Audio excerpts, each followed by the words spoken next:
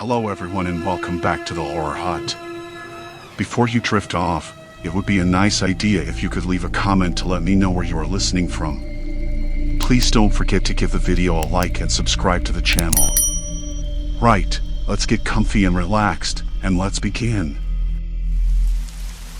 Story 1, Silent Pursuit, the Unmarked van Stalks. The highway was empty, except for me. That's how it always seemed at night out there, just a long stretch of cracked asphalt swallowing the weak glow from my headlights. I'd driven this road enough times to know the rhythm of it, the way the wind sometimes carried the scent of pine and dry earth, or how the night air tasted faintly metallic, like it had been filtered through old wires and rust. Tonight, though, something was off. I glanced in the rearview mirror, catching the flicker of headlights behind me. At first, I thought it was just another car passing, nothing unusual, really. But then I noticed the shape, a van. Boxy, unmarked, and dull gray. No logos, no reflective stripes, nothing to identify it. It hovered there, not quite advancing, just following. I shifted in my seat. The leather creaked beneath me. My hands tightened on the steering wheel, fingers tracing the worn grooves where the leather had peeled. The road ahead stretched straight, a ribbon of black bordered by dense trees that rustled softly in the gusts. Somewhere in the distance, a dog barked sharp, but distant enough to feel like a ghost echoing up the hills. That van stayed behind me, steady and patient. It never tried to pass. Whenever I changed lanes, it mimicked the move exactly, keeping pace without closing the gap. When I slowed briefly at a gas station, it did the same, idling a little way behind. I remember the smell of gasoline mixed with burnt coffee and something less definable, maybe old rubber, maybe unease. I told myself it was coincidence. Maybe the driver was lost or waiting for a turn. But why stay so close for so long? The highway was wide enough for passing, and traffic was light.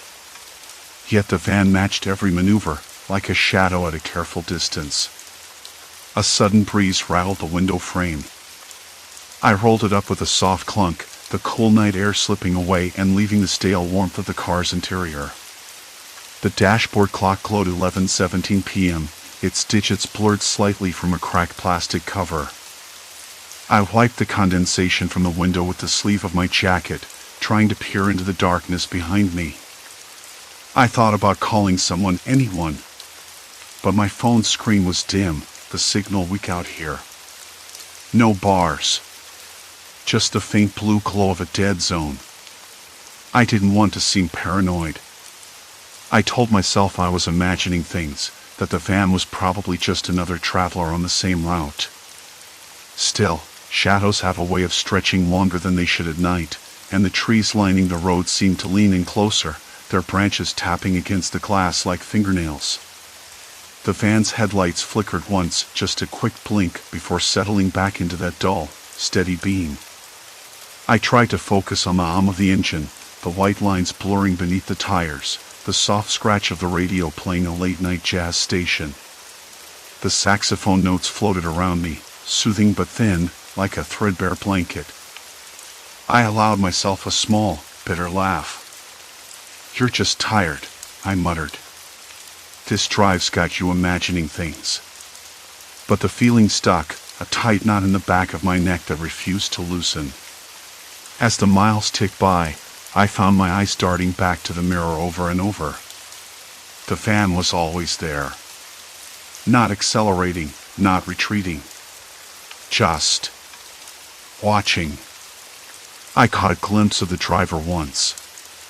The window was tinted just enough to obscure details, but I swear I saw a faint outline of a face, calm and still. No glances, no gestures, no sign that the person inside was aware of my scrutiny. I considered pulling over. Maybe get out, walk around, see if someone was in trouble. But the idea felt wrong, like stepping off the path into a trap I couldn't see. Sometimes, the most dangerous thing is not knowing what you're up against. The road curved sharply then, a bend that swallowed the headlights and stretched the shadows into long, grasping fingers. I slowed, heart thudding in my chest, as the van mirrored the move without hesitation. I kept telling myself it was coincidence. A trick of fatigue.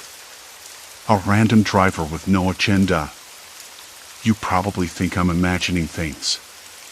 But with every mile, the silence between us grew heavier. No honks, no flashing lights, no attempts to communicate. Just that steady, patient presence, like a question waiting for an answer I didn't have. The highway lights flickered overhead, casting brief pulls of orange before plunging everything back into darkness. Somewhere ahead, a sign creaked faintly in the wind. I leaned forward, squinting to read it. Next gas 20 miles. 20 miles. That was a long time to be alone with a shadow that refused to fall behind. I swallowed hard, tasting the dryness in my mouth. The radio crackled, then popped, and the music faded to static. Silence. Complete silence. I realized then my hands were trembling. Slow, shallow breaths. The van was still there, steady as ever, reflecting the pale light of the dashboard like a watchful eye. And I couldn't shake the feeling that this was just the beginning. I gripped the wheel tighter, eyes flickering to the rearview mirror, empty road, but the weight of unseen eyes pressed closer.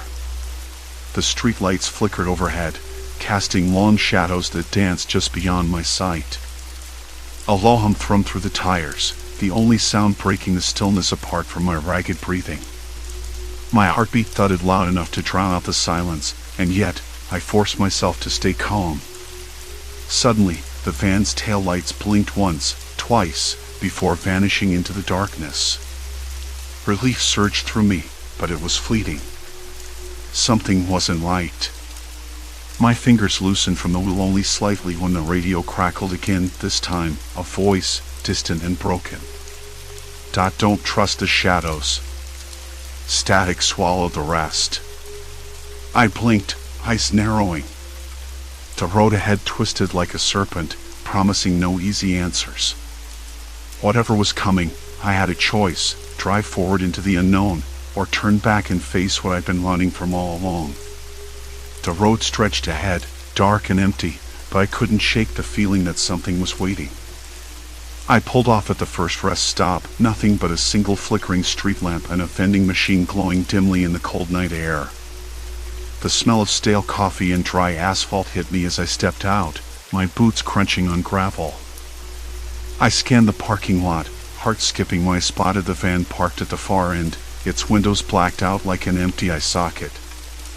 I wanted to tell myself it was just a coincidence. Maybe someone else was on the same route. Maybe they were tired or lost. But no! It had been following me, matching my every move, and now here it was, waiting like a patient predator. I circled the van cautiously. The paint was dull, unmarked except for a faint smudge near the sliding door. No license plate in the front, and the rear plate was smeared, impossible to read. I crouched low, the gravel scratching my jeans, and peered inside. The interior was dark, the seats empty and unwelcoming.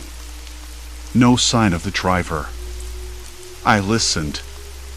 Just the distant chirp of crickets and the faint hum of the highway. A sudden noise made me jump, a soft thud from the back of the van. My breath caught. Was someone inside? I moved closer, heart hammering against my ribs, and pressed my ear to the cold metal. Silence. Then, from the shadows just beyond the lot, a voice called out, low and hesitant, "You shouldn't be out here." I spun around, searching for the source. A man stepped forward from behind a rusted signpost, a gaunt figure in a worn jacket, his eyes wary but not hostile. The street lamp flickered again, casting his face in harsh relief. "Who are you?" I asked, voice rough. "Do you know about the van?" He shook his head slowly. "I see it too. Been following you since sunset." His gaze darted nervously back toward the van. This stretch of road. It's not safe. Not at night. Not safe how? I pressed. What do you mean? He glanced over his shoulder, then leaned in as if to share a secret. People disappear out here. Cars get stopped. No one comes back the same, if they come back at all. His voice dropped to a whisper that van people say it's watching for something. For someone. I swallowed hard, the cold night air suddenly thick in my lungs. Why me? He shrugged, a bitter smile twisting his lips. I don't know. But it doesn't look like it's giving up. I stepped back, unease settling deeper in my gut. I'm planning to get off this road soon. Maybe find a place to wait for daylight. He shook his head. Daylight won't save you. Not out here. Not if it's already marked you. I glanced back to the van. The engine was silent now, but the dark windows seemed to pulse with an unseen energy. I swallowed again, tasting the bitter tang of fear mixed with determination. Listen, I said, my voice steadier than I felt. I don't know what you want from me, but I'm not planning to stick around. The man studied me a moment longer, then nodded. You need a plan. And you need to stop looking at the rearview mirror so much. It's like you're inviting it in. I laughed, a short, humorless sound. Easier said than done. He turned away, disappearing into the dark like a shadow himself. I was left alone with the van, the empty road, and the night pressing in like a living thing. Back in the car, I locked the doors and started the engine. The radio crackled again, static buzzing through the speakers. I reached over, switching it off. Silence felt safer. I pulled back onto the highway, the van reappearing immediately in the rearview mirror, its presence a dark blot against the night. This time, it stayed farther back, but it didn't leave. I tried to think through my options. Call someone? I'd been careful not to mention this to anyone, afraid they'd think I was losing it. Besides, cell service was spotty, and I wasn't sure I wanted to involve anyone else, not yet. I glanced at my phone, barely 15% battery left. No calls, no messages. Just a map showing endless road ahead, and a blinking dot marking my position like a beacon. The miles ticked by slowly, the tension coiling tighter with every glance in the mirror. The van mirrored my stops, my turns. I realized it wasn't just following, it was studying. Waiting for a mistake. I tried to change lanes abruptly, but the van did the same, keeping pace. I slowed down to a crawl at a sharp curve, watching the red taillights reflect like molten rubies in the wet asphalt. The van crept up behind me, light glowing softly in the mist. Then, without warning, a figure appeared on the side of the road, a woman, soaked and shivering, waving frantically. I slammed on the brakes, heart leaping out of my chest. The van stopped too, just behind me. I rolled down the window cautiously. Are you okay? She shook her head, eyes wide and wild. Please. Help me. They're out there. I glanced back at the van, still idling silently, then back at the woman. Her clothes were torn, mud caked on her boots. She smelled of rain and fear. Who's out there? I asked, voice low. She hesitated, then whispered, the Watchers. They don't like strangers. They want to keep the road quiet. I swallowed hard, the pieces clicking into place. The van. The disappearances. The man's warning. The woman's gaze flicked nervously toward the dark trees lining the highway. You need to leave. Now. I nodded, heart pounding. I didn't ask who they were. I didn't want to know. I just wanted out. As I pulled away, The van's headlights flared once more in the rearview mirror, then faded into the night. But I knew it wasn't gone. It was waiting, watching, and the road wasn't finished with me yet. The road stretched out before me like a dark ribbon, slick from the rain that had just stopped falling. I kept driving, the headlights cutting through the thick night. The air inside the car smelled faintly of wet leather and the faint trace of the woman's fear, still clinging to me like an unwelcome passenger. My hands gripped the steering wheel tighter. The highway was deserted, except for the occasional flicker of distant streetlights, their halos smeared by the moisture in the air. I thought about turning around, taking the next exit, any exit. But every road seemed to lead back here. The van, the watchers, the warning, they weren't just coincidences. This was a trap.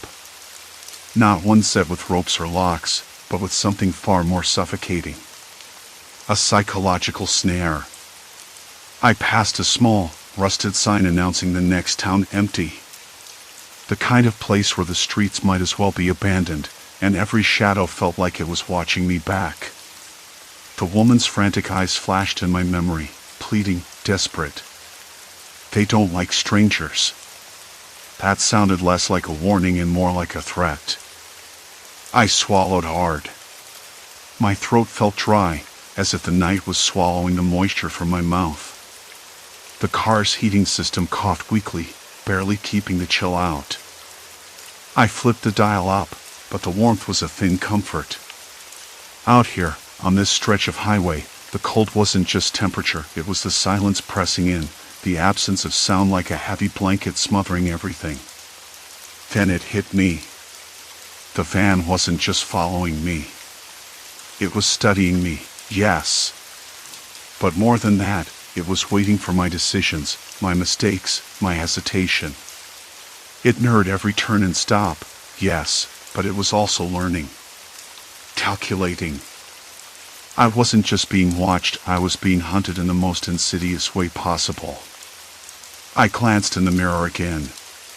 The van's headlights flickered on the horizon, growing closer. It hadn't tried to pass me. Hadn't shown aggression. Just persistence. Like a shadow that can't be shaken. I pulled onto the shoulder, heart pounding so hard I thought it might burst through my ribs. The rain had left the asphalt slick, reflecting the van's dull glow like a pair of eyes in the darkness. The engine idled unevenly. I could hear the faint hum of the tires cooling down. I opened my door, the cold air rushing in, thick with the scent of wet earth and distant pine. Somewhere, a dog barked, sharp and sudden, then silence again. The kind of silence that felt like it was waiting for something to break it. I debated what to do.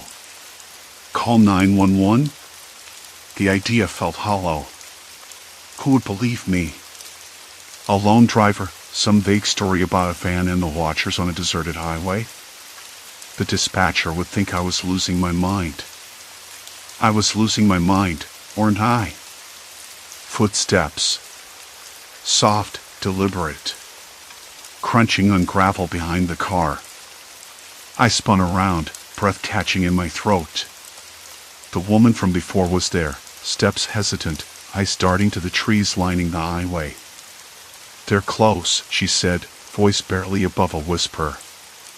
"You can't outrun them. They don't just watch. They control." Control what? I asked, though a part of me already knew. "Everything," she said, shivering. "The road, the people, the silence. They make sure no one leaves. No one talks. No one remembers." I stared at her, trying to piece together what that even meant. Was this some kind of cult? A local legend? Or something more organized?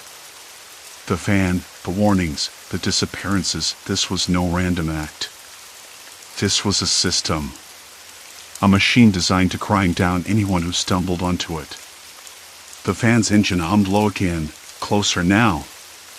The woman's eyes flicked toward it, panic rising like bile in her throat. "They're not going to let you go." You're in too deep. I swallowed the lump in my throat. The road behind us was no longer an escape route. It was a line drawn in the dirt, a point of no return. We have to move, she said urgently. There's a place ahead. Abandoned gas station. We might find shelter there. Maybe a phone. I nodded, heart hammering. There was no choice. No turning back. The van's headlights flared suddenly, blinding in the rearview mirror. It was coming for us. We climbed back into the car, the engine roaring to life beneath my hands. The tires hissed against the wet road as I merged back onto the highway, eyes locked on the tiny flicker of neon ahead of the gas station sign, buzzing weakly against the night. The van stayed behind, steady and unyielding, like a shadow tethered to me. As we neared the station, the woman's voice broke the tense silence. They don't just want to keep the road quiet. They want to keep the story buried. No witnesses. I nodded, the weight settling deep in my chest. The watchers weren't just watching. They were waiting for the moment to close in. The gas station loomed ahead, flickering lights casting long shadows over cracked pavement. The doors were locked, but the place smelled of stale cigarettes and rust. Inside, a phone hung on the wall, cord frayed but intact. I reached for it, fingers trembling. The line was dead. No dial tone, no static. Just emptiness. Outside, the van's headlights blinked on and off, a slow, rhythmic pulse. Watching. Waiting. I realized then that the road wasn't just a place. It was a trap. The woman's warning made sense now. There was no running. No hiding. Not on this stretch of highway. Only forward. I took a deep breath, the cold air burning my lungs. The van's presence was a dark promise. And I had just crossed a line where I could never go back. The van's headlights blinked again, slow and deliberate, like a heartbeat in the dark. I pulled my hand back, the phone dangling uselessly. The night stretched colder, the distant hum of the road somehow louder, sharper. I glanced up, no driver in sight, just the darkened windows glinting under the flickering neon sign. The rhythmic blinking felt like a countdown. A warning. My breath hitched. I forced myself to move, stepping away from the phone and into the weak glow of the gas station's cracked pavement. The van didn't move. It mirrored every motion I made, waiting for me to break the silence first. The air smelled faintly of gasoline and wet asphalt, with a hint of something metallic that I couldn't quite place. Maybe it was my own rising panic, turning the ordinary into something sinister. I walked back to my car, teeth clutched tight. The door's cold handle bit into my palm as I slid inside, locked the doors with a click that felt far too loud. The engine sputtered to life, and the van's headlights faded into the rearview mirror's black glass, only to blink again moments later. I swallowed hard, knuckles white on the steering wheel. Why wouldn't it pass me? Why follow every turn without overtaking? I started the car, rolling forward slowly, but every stoplight, every rest stop, the van was there. Like a shadow that refused to be shaken off. I tried every trick, speeding, slowing, even doubling back, but it matched me perfectly. I could almost hear the tires rolling in unison, the faint crunch of gravel beneath their wheels like a heartbeat syncing with mine. My mind spun. Was it someone I knew? A stalker? A private investigator? The thought made me shiver. No, this was different. There was something clinical about the way the van moved, like a predator sizing up its prey, studying every detail. But why me? I hadn't done anything. Or had I? The road stretched ahead endlessly, a ribbon of black under the indifferent stars. The radio crackled with static, then a voice, a man's, low and calm, reading off numbers and locations I didn't recognize. I turned it off. No distractions. No clues. An idea struck me. I needed to confront this, to force the van's hand. I pulled onto a narrow side road, the gravel crunching louder under my tires, then stopped. Headlights off. Engine silent. Darkness swallowing the car. The van slowed behind me, then stopped as well, a faint outline in the rearview mirror. For minutes, nothing. Silence. Complete silence. Then movement. The driver's side window rolled down, slow and deliberate. I saw the figure, a man, face obscured by shadows, eyes sharp in the faint light. He didn't speak. Just stared. The cold air inside the car wrapped around me, thick with tension. "Why are you following me?" My voice barely rose above a whisper. The words felt foolish, like throwing pebbles into a storm. No answer. I took a breath, trying to steady the trembling in my hands. "Look, I don't know what you want, but this isn't going to scare me off." He leaned forward slightly, the outline of his face clearer now, a man in his 40s, perhaps. No smile. No threat. Just watching. Like a scientist observing an experiment. Then, he reached inside the van, pulling out something small, a folded piece of paper. He held it up, letting the dim light catch it. I leaned closer, heart hammering. Scribbled words. A name. A date. An address. It wasn't mine. Or was it? The back of my mind flickered with memories, half remembered, jumbled. Something about a name I'd seen once, in a file, a fleeting image on a screen at work. A case that never made sense. He slipped the note through the open window, then rolled it back up. The van's engine rumbled to life, and with a slow, deliberate motion, it pulled away, headlights fading into the night. I sat frozen, gripping the paper. The cold air tasted metallic, the silence pressing down with sudden weight. The road wasn't just a trap. It was a message. And now I had no choice but to follow it. The highway stretched ahead, dark and empty. But the van was gone. For now. I folded the note, the edges rough between my fingers. The night felt deeper, heavier, as if the road itself was holding its breath, waiting for me to make the next move. And somewhere, just beyond the reach of my headlights, the watchers were waiting. Still waiting. My boots crunched against gravel as I stepped off the asphalt, drawn toward a faint glimmer flickering near the tree-line. It was a small campfire, smoke curling lazily into the starlit sky, too deliberate to be accidental.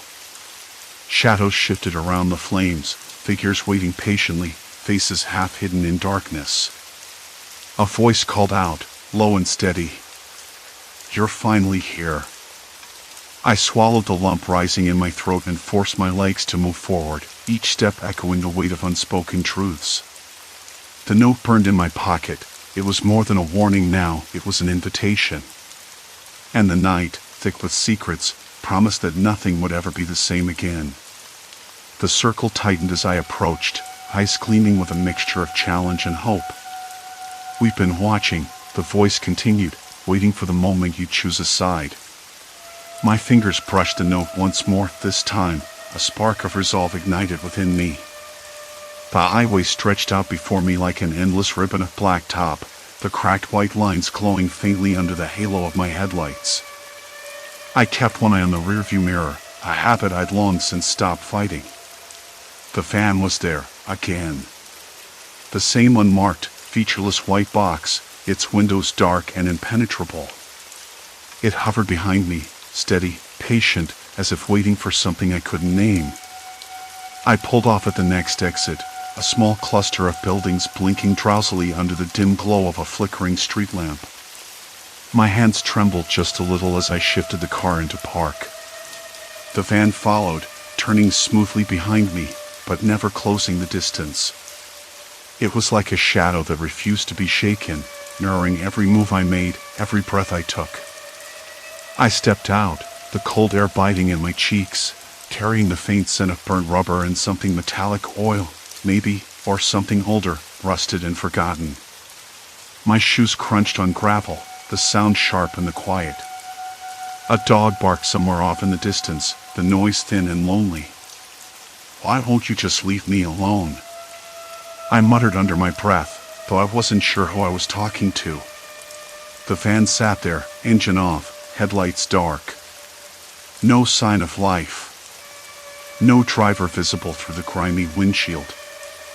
I wanted to believe it was some kind of trick, a coincidence, or maybe just my imagination feeding on the night. But it wasn't. I stepped back inside the car and locked the doors. The interior smelled faintly of stale coffee and old leather, a comforting, familiar scent I clung to. I took a deep breath, trying to steady the rhythm of my pounding heart. It felt like it was trying to escape my chest, pounding against my ribs in a desperate tattoo. I thought about calling someone. Anyone. But my phone was dead, completely drained after hours of use. No signal anyway. Typical. The sense of isolation settled over me, thick and suffocating. I was alone on this stretch of road, and the van behind me wasn't going anywhere.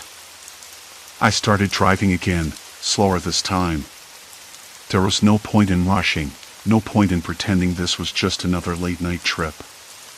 Every mile I put between myself and the last town felt like a trap closing in. The van followed, as always. I remembered the strip of gas stations and diners a few miles back, the one place where I might find a working phone or at least some company. I made a decision then, sudden and sharp. I'd confront whoever was behind that wheel. No more running, no more guessing. I pulled into the parking lot of a 24-hour diner, its neon sign buzzing and sputtering, casting an eerie blue light over the cracked pavement. The van rolled in behind me, engine still silent, like it was just another car stopping for a bite. But I knew better. Inside, the diner smelled of fried grease and strong coffee, a strange comfort in the middle of all this chaos. The few patrons scattered around glanced up briefly as I entered, their faces worn and tired. The waitress, a woman with streaks of gray in her hair and a cigarette dangling from her lips, gave me a curious look. "Long night?" she asked, voice rough but not unkind.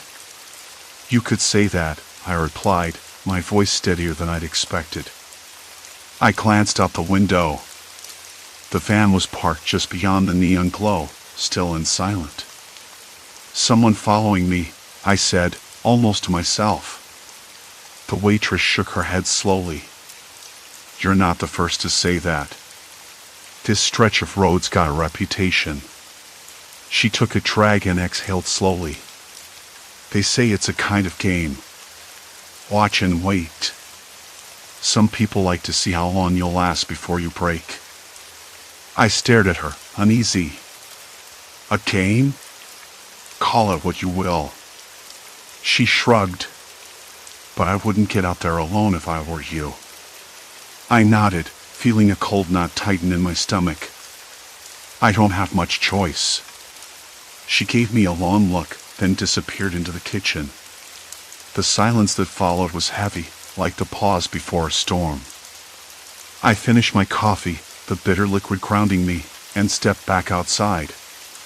The van's door was open now, just a crack. No one in sight. My breath caught, cold and sharp in the night air. I hesitated, then edged closer, heart hammering so loudly it felt like it might give away my position. Inside, the van was empty. Clean.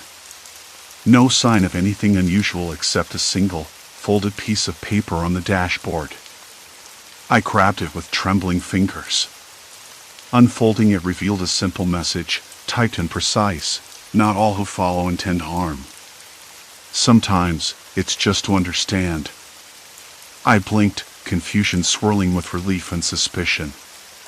Who was this? And what did they want to understand? The van's engine roared suddenly, startling me so badly I stumbled back. The driver's door slammed shut. Headlights flicked on, blinding in the dark. I scrambled into my car, locking the doors once more. The van pulled away slowly, then accelerated down the highway, disappearing into the night like a ghost.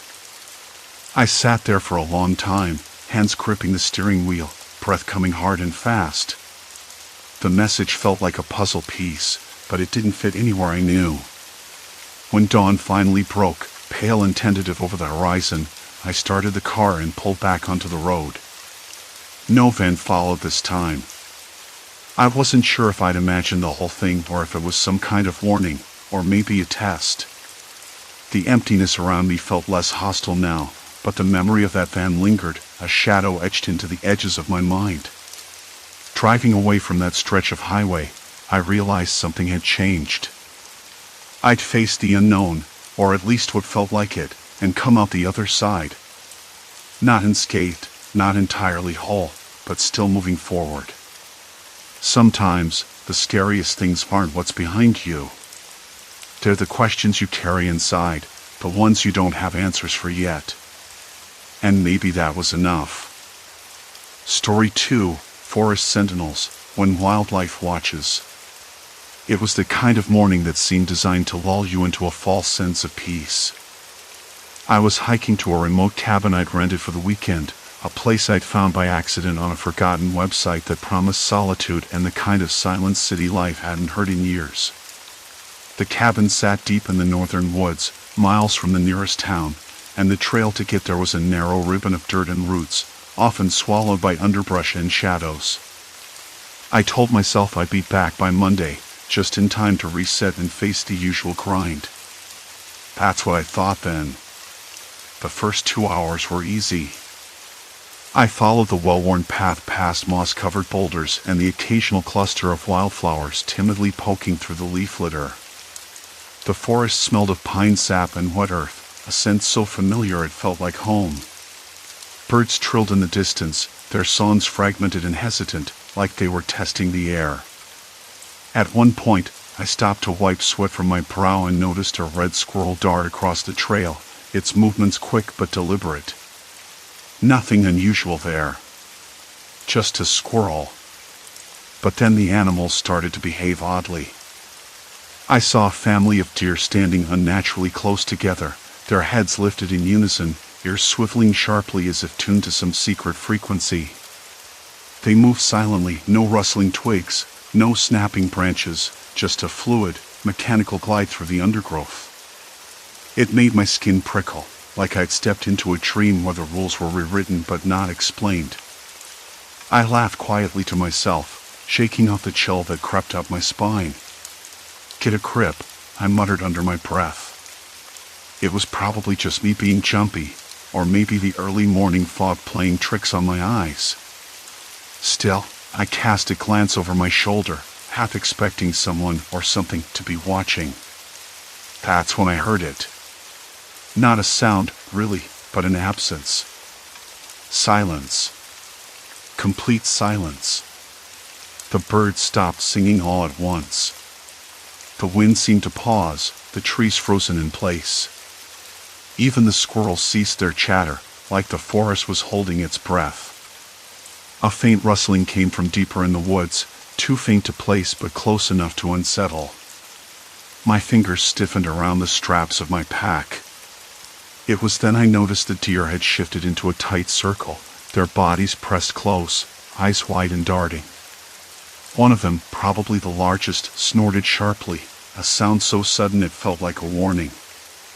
I froze, heart tapping out a slow rhythm that didn't match the calm around me.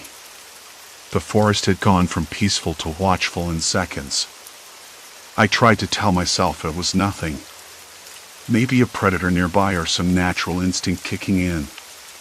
But I couldn't shake the feeling that something was off. The way the herd moved, so coordinated and precise, wasn't like any animal behavior I'd ever seen. It was more like they were driven by something unseen. I kept walking, slower now, every sense on edge. The trail narrowed, and the trees thickened, their branches weaving together to block out the gray light. The air smelled different here, a faint chemical tang that made the back of my throat itch.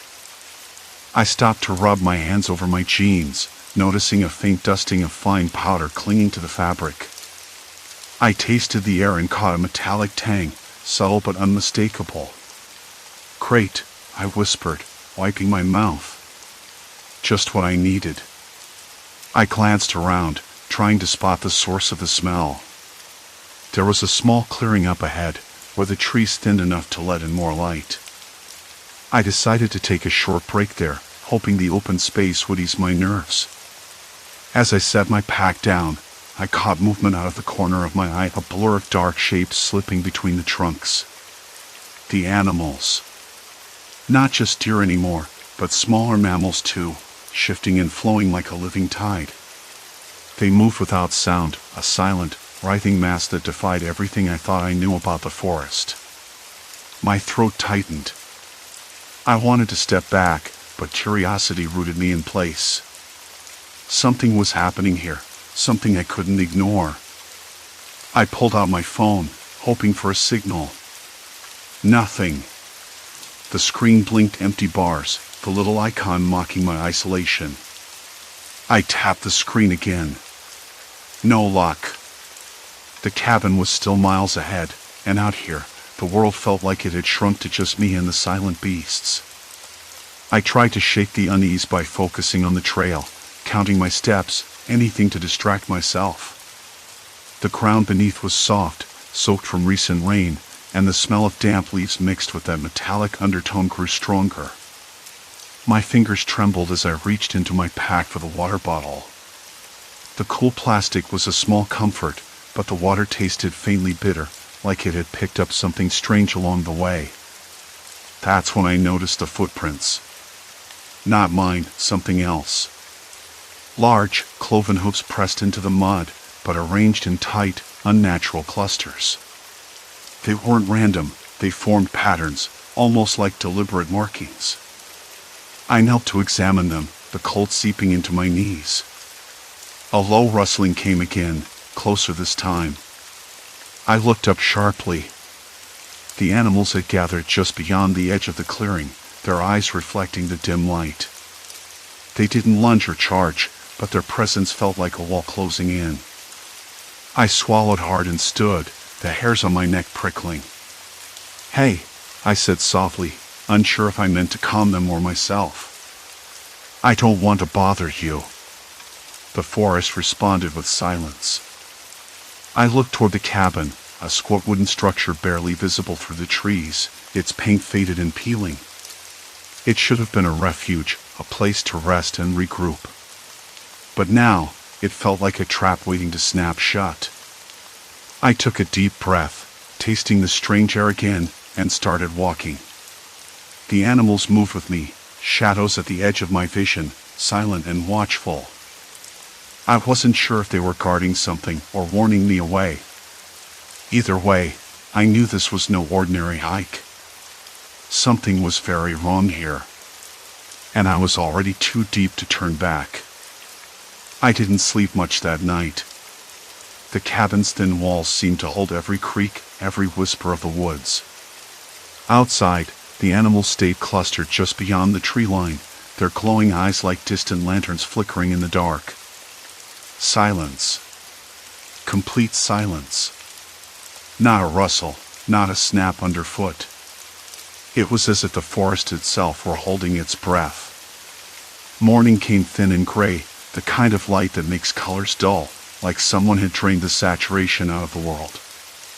I cracked the window open a sliver, the sharp scent of pine and damp earth rushing in, but beneath it, something else lingered, an almost metallic tang, faint but unmistakable. I wrinkled my nose and pulled back inside. Whatever was out there was changing the air, cold and heavy with silence itself. I remembered the strange coordination among the animals from the night before, the way they moved like parts of a machine, not a collection of wild creatures. No growls, no warning calls, just a cold, calculated silence. It didn't add up. Animals didn't move like that naturally. Something was pushing them, twisting their instincts. I sat at the rickety kitchen table, the wood rough and splintered beneath my fingers. Pulling out the small notebook I'd brought, I started jotting everything down: patterns, sounds, the odd behavior, the smell, the strange numbness in my fingertips last night. I needed more than instincts. I needed proof. I know how that sounds. The cabin's only window looked toward the dirt road I'd come up on. I scanned the tree line, hoping for some sign of human presence. Nothing. No cars, no distant voices, no smoke from chimneys. Just the forest, blank and unyielding. I decided to venture out again, this time with a plan. If the animals were reacting to something toxic, maybe I could find the source. I packed a small bag with water, my notebook, and a couple of granola bars, nothing fancy, but enough to keep me moving. As I stepped outside, the air was cooler than I expected, and the weird metallic taste lingered. I pulled my jacket tighter. The animals were still there, standing motionless beyond the tree line, their eyes fixed on me. I kept my voice low. "Just going for a look," I said, mostly to myself. "Be right back." The forest swallowed me up. Branches scratched at my sleeves, and the ground was soft with fallen leaves and moss. I followed a narrow deer path, one I hadn't noticed on the way in. It curved deeper into the woods, descending toward a small creek I'd seen on the map. There was something off about the creek. The water looked murky, thicker than it should have been. I knelt next to it, dipping a finger in. It felt oily, slick. I sniffed cautiously and caught a faint chemical smell, something like fuel mixed with rust. My skin prickled.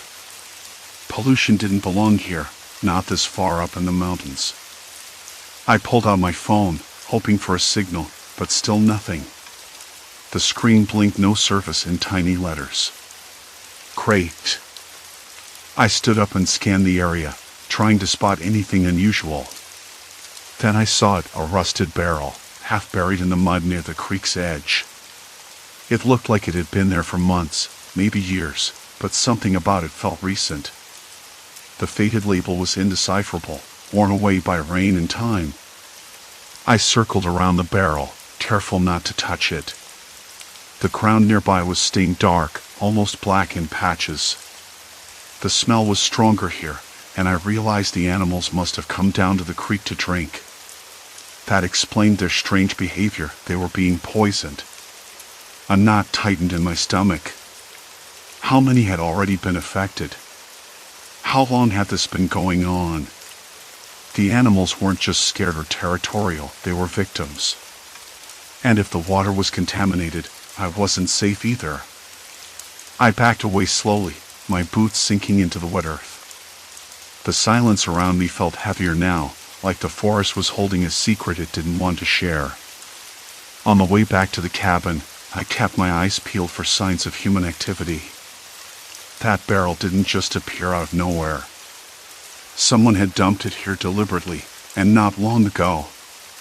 Near the trail's bend, I spotted tire tracks, deep ruts in the mud, fresh and raw. They led away from the creek, disappearing into a dense thicket. I crouched to examine them, running my fingers through the wet soil. The tread pattern was unfamiliar, like something heavy and industrial. I swallowed, the weight of the discovery pressing down on me. This wasn't an accident. Someone was poisoning the forest, and whatever their reason, it was spreading. Back at the cabin, I tried the radio, fiddling with the malfunctioning knobs. Static crackled, then a faint voice broke through. Contamination. Report to authorities. Immediate danger. The signal cut out again, leaving only silence. I pressed the radio closer to my ear, heart pounding. The message was fragmented but urgent. There were others out here, people who knew something was wrong. Maybe even people who were responsible. That night, the animals gathered again, closer this time. Their eyes glinted like shards of broken glass in the moonlight, and I could see the wild desperation behind them. They weren't just a threat, they were a warning. I paced the cabin floor, restless. The weight of isolation pressed on me, and the gnawing thought that I was running out of time. If I didn't find the source of the poison, and fast, I wouldn't just lose the forest. I'd lose myself. A sudden crack snapped outside. I froze. Something moved in the shadows, just beyond the porch light's reach. I held my breath. Footsteps. Slow. Deliberate. Not animal footsteps. Someone was out there. Watching. Waiting. The cabin door creaked. I wasn't alone after all. The door creaked again, slower this time, like it knew I was listening. Hello? I forced the word out, voice cracking like dry wood. Is someone there? No answer. Only the low rustle of leaves, the faintest scrape of a boot against the gravel path. My hands trembled so badly I had to grip the lamp tightly to keep it steady. I wanted to shut the door, bolt it, hide anything but stand here like a fool waiting for ghosts. But I couldn't move. Something about the way that silence stretched out, cold and thick, made me realize this wasn't a random visitor. Whoever or whatever was out there knew exactly what they were doing. Waiting. Watching. I swallowed hard, the taste of dust and fear thick on my tongue. My lips felt dry and cracked. Look, I don't want trouble, I said, voice barely above a whisper, but I can't leave this place until I figure out what's happening with the animals. You're not the only one out here, right? The silence held, like a tight coil, then a low voice answered, rough and gravelly. You're not supposed to be here. The words hit me like a slap. Not angry, not threatening, just cold and certain. Like a warning, or a verdict. Neither are they, I whispered back, nodding toward the woods where the trees seemed unnaturally still. A pause. Then, you need to understand what's going on before it's too late. But once you do, there's no turning back. I blinked, trying to make sense of the cryptic message. My mind raced back to the radio transmission, the broken voice, the hurry warning, the sense of urgency. This wasn't random. Someone else was tangled in this mess, someone who knew more than I did. Who are you? I asked, voice steadier now but still tight. Call me Morgan, the figure said, stepping into the weak circle of light. He was thin, clothes stained with dirt and sweat, eyes sharp but haunted. I've been tracking the same thing you are, the poison, the herd behavior. They're not sick from natural causes. Someone is poisoning the land. The words confirmed the gnawing suspicion I tried to push aside. The animals weren't just acting strangely, they were victims, or worse, tool in some twisted plan. Morgan's gaze flicked toward the trees. You're trapped here. The road's blocked, the phone lines are dead because they want it that way. We're cut off, for a reason. I swallowed hard, feeling the cold squeeze of panic tighten again. Who would do this? And why? He shook his head. Corporate greed. Illegal dumping of chemicals. I found documents, reports from a company nearby, nothing public, but it's enough to poison the wildlife and keep people away. My stomach churned. The pieces clicked into place, the silent herds, the unnatural patterns, the aggressive behavior. It wasn't nature fighting back. It was a slow, deliberate poisoning. And we were caught in the middle. Morgan took a breath, then said, I've been trying to expose them. But they have eyes everywhere. I had to disappear before they found me. I looked at him, really looked. There was something raw in his expression, a mix of fear and determination that made me realize this wasn't just about survival anymore. It was about justice, or at least, trying to stop the damage before it was irreversible. "We have to find proof," I said, heart racing. "If we can get evidence, maybe someone will listen." He nodded slowly. "But the longer we stay here, the harder it gets. The animals aren't the only things turning unpredictable. People around here, they've been silenced, threatened. You need to decide if you're ready for that." I swallowed again, the weight of the decision crushing down. I had come here hoping to uncover something, to find answers. But now, with Morgan's words hanging in the air, cold and heavy with silence, it was clear there was no turning back. The forest wasn't just a backdrop, it was a trap, a battleground. Outside, a low growl echoed from the edge of the trees. The same eerie chorus I'd heard before, but closer, more urgent. My skin prickled with cold sweat as the sound rippled through the night. Morgan looked at me, eyes hard. "They're coming. We don't have much time." I felt the cabin shift beneath my feet, the sense of safety evaporating. The poison wasn't just in the water or the soil, it was in the air, in the silence, in the people who wanted this secret buried. I nodded, voice barely steady. "All right. Let's find the proof." The door slammed shut behind us. Outside, the dark pulsed with unseen eyes and restless movement. The point of no return wasn't just a phrase anymore. It was the cold truth pressing down, and there was no way out but forward. My hand tightened around the flashlight, its beam slicing through the thick shadows that clung to the corners of the room. Every creak of the cabin echoed like a warning, but I pushed it aside. The papers scattered across the desk held the key coordinates, chemical analyses, and coded messages hinting at a network far larger than we imagined. Footsteps approached from the hallway, soft but deliberate. We exchanged a glance. Hesitation was a luxury we couldn't afford. With a deep breath, we prepared to confront whatever or whoever was coming for the truth. The door frame blurred into focus as a figure slipped inside, the dim light revealing a worn leather jacket and eyes sharp with unspoken questions. "You shouldn't be here." The voice was low, edged with warning but tempered by something close to relief. "I could say the same," I replied, clutching a crumpled sheet of paper tighter. "There's more at stake than you know. The network isn't just whispers in the dark, it's real, and it's moving faster than we thought." They stepped forward, casting a quick glance over the scattered documents. "Then we need to act before they do. But first, what's our next move?" Before I could answer, a sudden noise from outside shattered the fragile silence, a harsh scrape against wood, followed by a muffled shout. The newcomer's eyes narrowed. "They've found us." "Time's up," I said, sliding a small object from beneath the desk. "Let's make sure we're the ones who decide how this ends." The scraping noise stopped abruptly, swallowed by the thick walls of the cabin, but the tension it left behind stretched tight like frayed wire. I nodded, the crumpled paper in my hand suddenly feeling heavier, like a ticking device disguised as ink and graphite.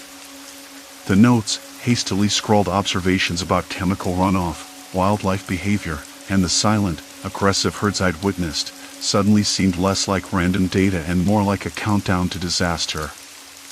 "What do they want?" I asked, swallowing the dry lump in my throat.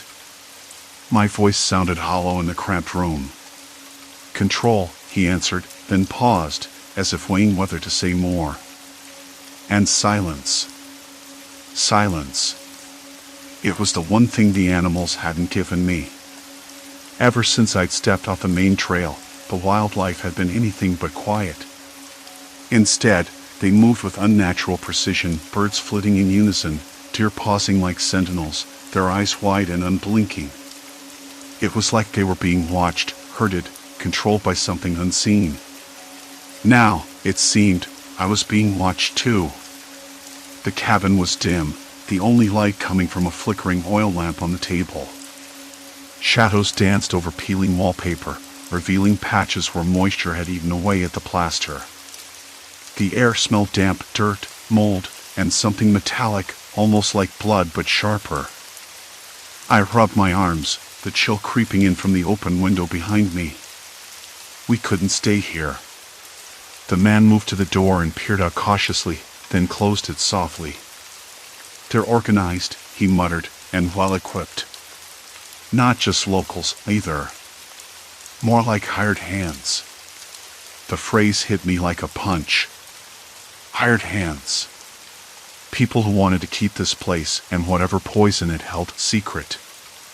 And they'd go to lengths I hadn't imagined to do it. Why the cabin? I asked, voice barely above a whisper. Safe haven, he said. For now. But it won't hold. I sank onto the edge of a creaking chair, trying to steady my breathing. My hands trembled, betraying the calm I tried to fake. I need to finish what I started, I said. The animals, they're not just acting weird. They're being forced. Something in the water or soil. I have samples in my pack. He nodded, eyes narrowing. We have to get to the source. Follow the trail upstream before they block us off. I wanted to argue, stay hidden, wait for help, but the truth was, there was no one coming. No phone service, no rescue. Just me, this stranger, and the unknown closing in outside. The floorboards groaned underfoot as we moved silently toward the back door. Outside, the night air bit at my skin, cold and sharp with the scent of pine and rot. The forest was alive with sounds, twigs snapping, leaves rustling, but no animals. They must have sensed us, retreated, or waited. Listen, the man whispered, pressing a finger to his lips. A low hum vibrated through the air, subtle but unmistakable. Mechanical. The faint drone of engines, muffled and distant, but growing. They've brought equipment, I said, heart thudding. For what? Spraying? Excavating? Maybe both, he replied. They want to erase the evidence. I swallowed hard. The paper in my hand crinkled as I clenched it. If they do, the animals will be lost. The entire ecosystem. He looked at me, something like sympathy in his eyes. That's why we have to stop them. We moved faster, weaving through the underbrush, the ground uneven beneath our boots. The moon was a thin sliver, barely lighting the path. Every step felt like walking deeper into a trap. Suddenly, a sharp snap echoed nearby. We froze, breath caught in our throats. Shadows shifted between the trees' figures, moving with purpose, blocking the narrow trail ahead. They're here, the man said, voice tight. I scanned the darkness, heart pounding, searching for an escape. The undergrowth was thick, but maybe, just maybe, there was a way around. A whisper of movement to the left. I gestured, and we slipped sideways, breath shallow. The figures paused, voices low and urgent, but they didn't follow immediately. Luck, or maybe a mistake. The forest closed in, branches clawing at my jacket, leaves brushing my face. The cold sweat on my back mixed with the sharp tang of fear. I tasted it, metallic, sour. We came to a clearing. Ahead, a wide stream cut through the landscape, its surface eerily still, reflecting the pale moonlight like glass. The water looked clear, but I remembered the test strips in my pack, the strange chemical signature I'd found near the shore days ago. Here, I whispered, kneeling beside the bank. The man shone a small flashlight on the water, revealing a faint, oily sheen. Poisoned, he said. This is what's driving them mad. I bent closer, wiping the surface with a cloth. The smell hit me then, a sickly sweetness, like spoiled fruit mixed with chemicals. I gagged, the nausea rising suddenly. They're dumping something upstream, I muttered, voice breaking. Something toxic. The man's jaw clenched. And the animals are the first to pay. A sudden noise shattered the moment, a sharp bark, close and frantic. We whipped around, eyes wide. A dog, wild-eyed and panting, burst from the shadows, fur-matted and soaked. It stopped just short of us, then darted past, disappearing into the trees. "That's no ordinary dog," I said. "Look at it, agitated, like it's warning us." The man nodded grimly. "Or warning them." The realization settled over us like a cold wave. The animals weren't just victims. They were part of a larger, twisted system, herded, controlled, pushed to the edge by humans who didn't care. "We have to move," he said. "They'll be here any second." As we scrambled back into the trees, the distant roar of engines grew louder, mixed with shouted commands and barking dogs. The poison wasn't just in the water anymore. It was in the air, in the soil, in every breath we took. I stumbled, scraping my hand against a rough bark, tasting dirt and blood. Panic surged, but I forced myself to keep moving, to push past the burning fatigue and fear. "We can't let them win," I gasped. "Not like this." Ahead, a faint glow flickered, the cabin's oil lamp, still burning against the night. But it was no longer a refuge. It was a beacon. And the hunters had found us. The air was thick with dampness, a heavy, clinging sort of moisture that settled in my lungs with every breath I took as I stumbled back toward the cabin. My boots squelched in the muddy undergrowth, each step a reminder of how close I'd come to being trapped, maybe worse, by those unnerving herds. Silence had returned, but it wasn't the kind of peace that comforts. It was brittle, tentative, like the forest was holding its breath, waiting to see if I'd make it. I sank onto the rickety porch steps, my hands pressed to my knees, sweat mixing with dirt on my skin. The cabin's faded wood smelled of rot and pine resin, a strange combination that felt oddly grounding after days of raw panic. My mind was a tangle of images, the unnatural movements of those animals, their eyes wild but not quite right, like something was pushing them beyond themselves. I'd seen them herd together, not with the usual animal instinct but with a mechanical precision that chilled me to the bone. I pulled a small notebook from my jacket pocket, the pages soaked at the edges but still legible. I'd scribbled everything I could, the patterns, the shifts in behavior, the strange chemical smell in the air near the river. That was the key, wasn't it? The water. The toxins. The hidden poison someone had dumped into this place, maybe even deliberately. It explained the silence, the aggression, the herd mentality. But it also meant the threat wasn't just out there in the trees. It was here, in the soil, in the water, in the air I breathed. The thought made my throat tighten.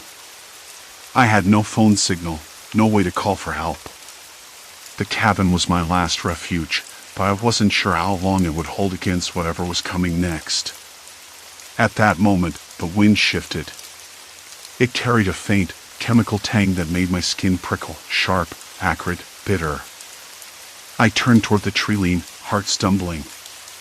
A low rustling began, not the soft murmur of leaves but a deliberate, synchronized movement. I scrambled to my feet, eyes darting over the dark green canopy. A group of deer, or what should have been deer, emerged, their heads low, muscles taut, moving almost as one. But their eyes glowed not with fear but with something else. Something hollow. I swallowed hard, backing into the cabin. The door creaked as I pushed it closed and locked it. My hands trembled as I leaned against the rough wood, listening. They stopped at the edge of the clearing. Silence. Complete silence. Then, a faint tapping on the window. I jerked back, heart slamming. I peered through the grimy glass and saw nothing but shadows flickering against the moonlight. The tapping came again, slow, deliberate. "Who's there?" My voice was barely more than a whisper, swallowed by the night. No answer. Only the tapping, then a sudden, sharp silence. I turned away, breathing shallow, and my eyes fell on the small glass jar I'd found near the riverbank earlier that day. It sat on the windowsill, half filled with murky water tinged a sickly green. The label was faded, but a few words were still legible: industrial waste not for disposal. It clicked then. The source of the toxin wasn't natural. Someone had dumped this here. Maybe to cover up a spill, or worse, to poison the land deliberately. And the animals, I'd been wrong to think they were just victims of a chemical accident. They'd been turned into something else, puppets in a cruel game. I sat down heavily on the floor, the cold seeping through the wooden boards. My mind spun with questions, guilt gnawing at me. I hadn't wanted to be part of any story like this. I just wanted a quiet weekend, a break from everything. But now the silence outside felt like a trap, and inside, the weight of helplessness pressed down. I remembered the journal I'd found in the cabin's drawer earlier, a worn, leather-bound thing with notes from the previous occupant, a local environmental scientist. He'd written about strange changes in the wildlife, about sick animals and unexplained deaths near the river. And finally, about the company upstream, an industrial plant with a history of violations, rumored to cover up spills and bypass regulations. I flipped through the pages again, tracing his last entries. The scientist had tried to collect samples to alert the authorities. But the last note was smudged, hurried, and ended with a warning: they're watching. They won't let me leave. My stomach twisted. If he'd been silenced, what chance did I have? But I couldn't just sit here waiting for whatever was out there or inside to come for me. I needed a plan. The first step was to get proof. Evidence of the toxin. The jar, the samples from the river, the journal. If I could make it back to civilization, I could expose the truth. But how? The animals were no longer just background noise. They were a force, unpredictable and dangerous.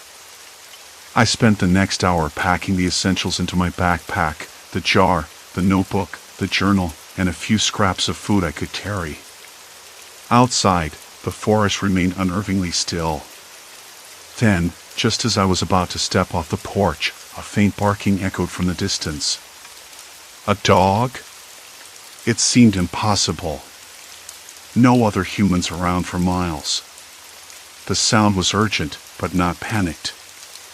Hope stirred in the pit of my stomach. I called back, "Hello?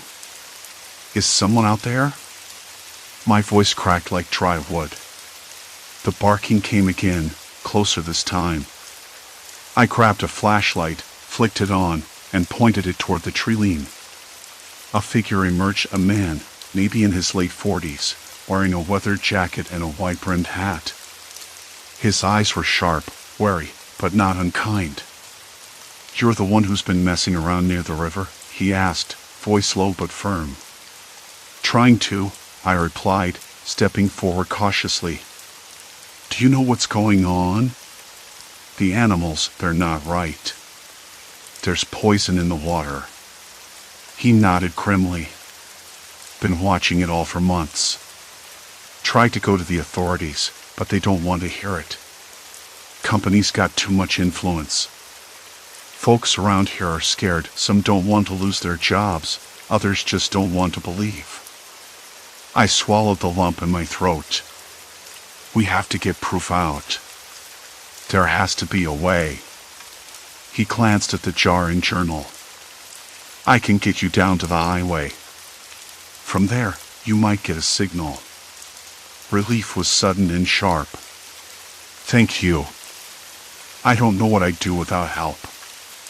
He gave a short, almost bitter laugh.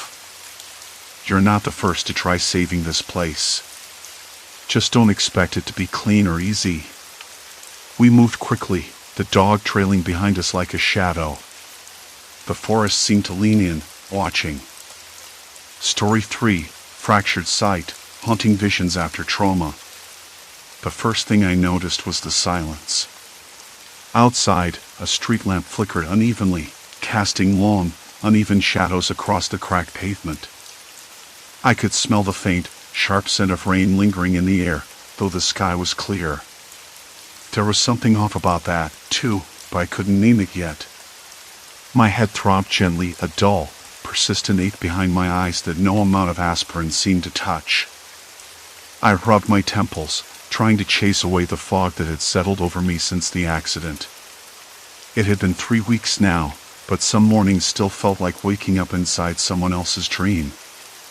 I blinked, and for a moment, the room seemed to twist beneath my lids, walls breathing softly, corners bending just slightly.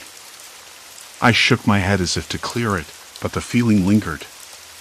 I told myself it was just a medication, or maybe the brain injury working in mysterious ways doctors hadn't explained. I'd read enough about concussions and trauma to know the brain doesn't always play fair. Memories come and go like loose pages from a book, and sometimes reality itself feels fragile, like glass about to crack. The clock beside my bed ticked loudly, each second echoing in the quiet room. I glanced at it, 6:17 a.m., too early to start the day but too late to fall back asleep. I swung my legs over the side and pressed my feet into the cold wooden floor. The rough grain scratched against my skin, grounding me. I hadn't told anyone about the shadows. Not yet. Not really. They started a few days ago, just flickers at the edge of my vision, dark shapes that retreated whenever I tried to focus on them. At first, I thought it was a trick of the light or maybe my tired eyes playing games. But then they began to appear more often, hovering just beyond the corner of my gaze, too deliberate to ignore. I shook the thought away. Hallucinations. That's what it had to be. The doctor said some patients experience visual disturbances after head injuries. Nothing to worry about. Still, the feeling that I was being watched hung heavy, like a thick fog pressing against my skin. The apartment was quiet except for the faint hum of the refrigerator in the kitchen. I stood and stretched, the muscles in my back stiff from lying still too long. The air smelled faintly of old coffee and something else, something metallic, maybe. Or was it just me imagining smells now? I shuffled to the window and pulled aside the curtain. The street was empty, save for a stray cat prowling near a dumpster. Its eyes glowed briefly in the dim light before it slinked away. The street lamp flickered again, and I caught the briefest glimpse of movement in the shadow beneath it. A figure? No! Just a trick of my mind. I closed the curtain and turned back toward the small kitchen, where a pot of water waited on the stove. I filled the kettle and flicked the switch. The sharp whistle of boiling water was a welcome noise, slicing through the silence like a lifeline. As I waited, I leaned against the counter, eyes drifting to the peeling wallpaper, the chipped paint on the cabinets, the faint stain on the linoleum floor. Details I'd never noticed before. The apartment felt too quiet, too still, like it was holding its breath. The kettle clicked off, and I poured the water over a tea bag, the smell of chamomile slowly filling the room. I wrapped my hands around the warm mug, the heat seeping into my cold fingers. I tried to think about normal things. Work emails I needed to answer. The grocery list I'd scribbled on a scrap of paper. The way my cat, Jasper, liked to purr when I scratched behind his ears. But the shadows crept in again, lurking just beyond the edge of my vision, always there. Watching.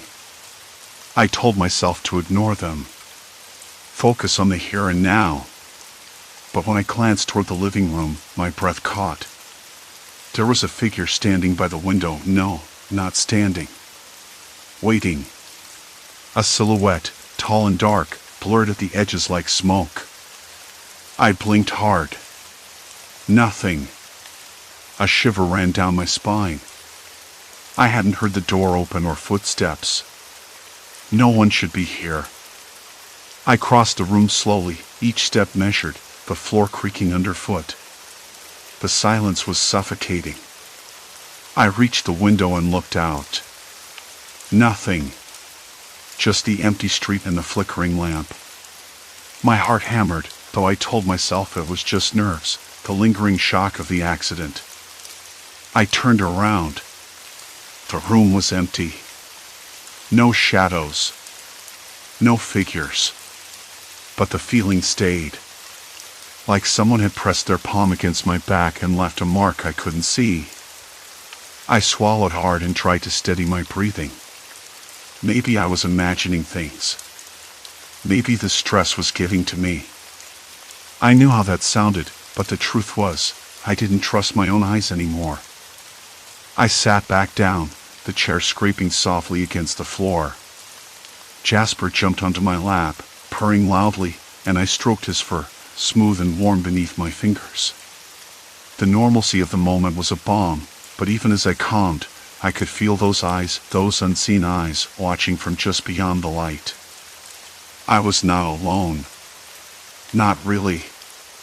And I wasn't sure if that was a warning or a threat. A cold shiver ran down my spine as the room seemed to grow heavier, the silence pressing in around me like a living thing. The night stretched on, thick and unmoving, like a wet blanket smothering everything. But the feeling wouldn't leave, the weight of those unseen eyes, the brush of presence like a ghostly palm pressed against my spine. I rubbed my neck, the skin prickling as if something had indeed touched me. Jasper blinked up at me, his green eyes steady and real. Maybe that was enough for now.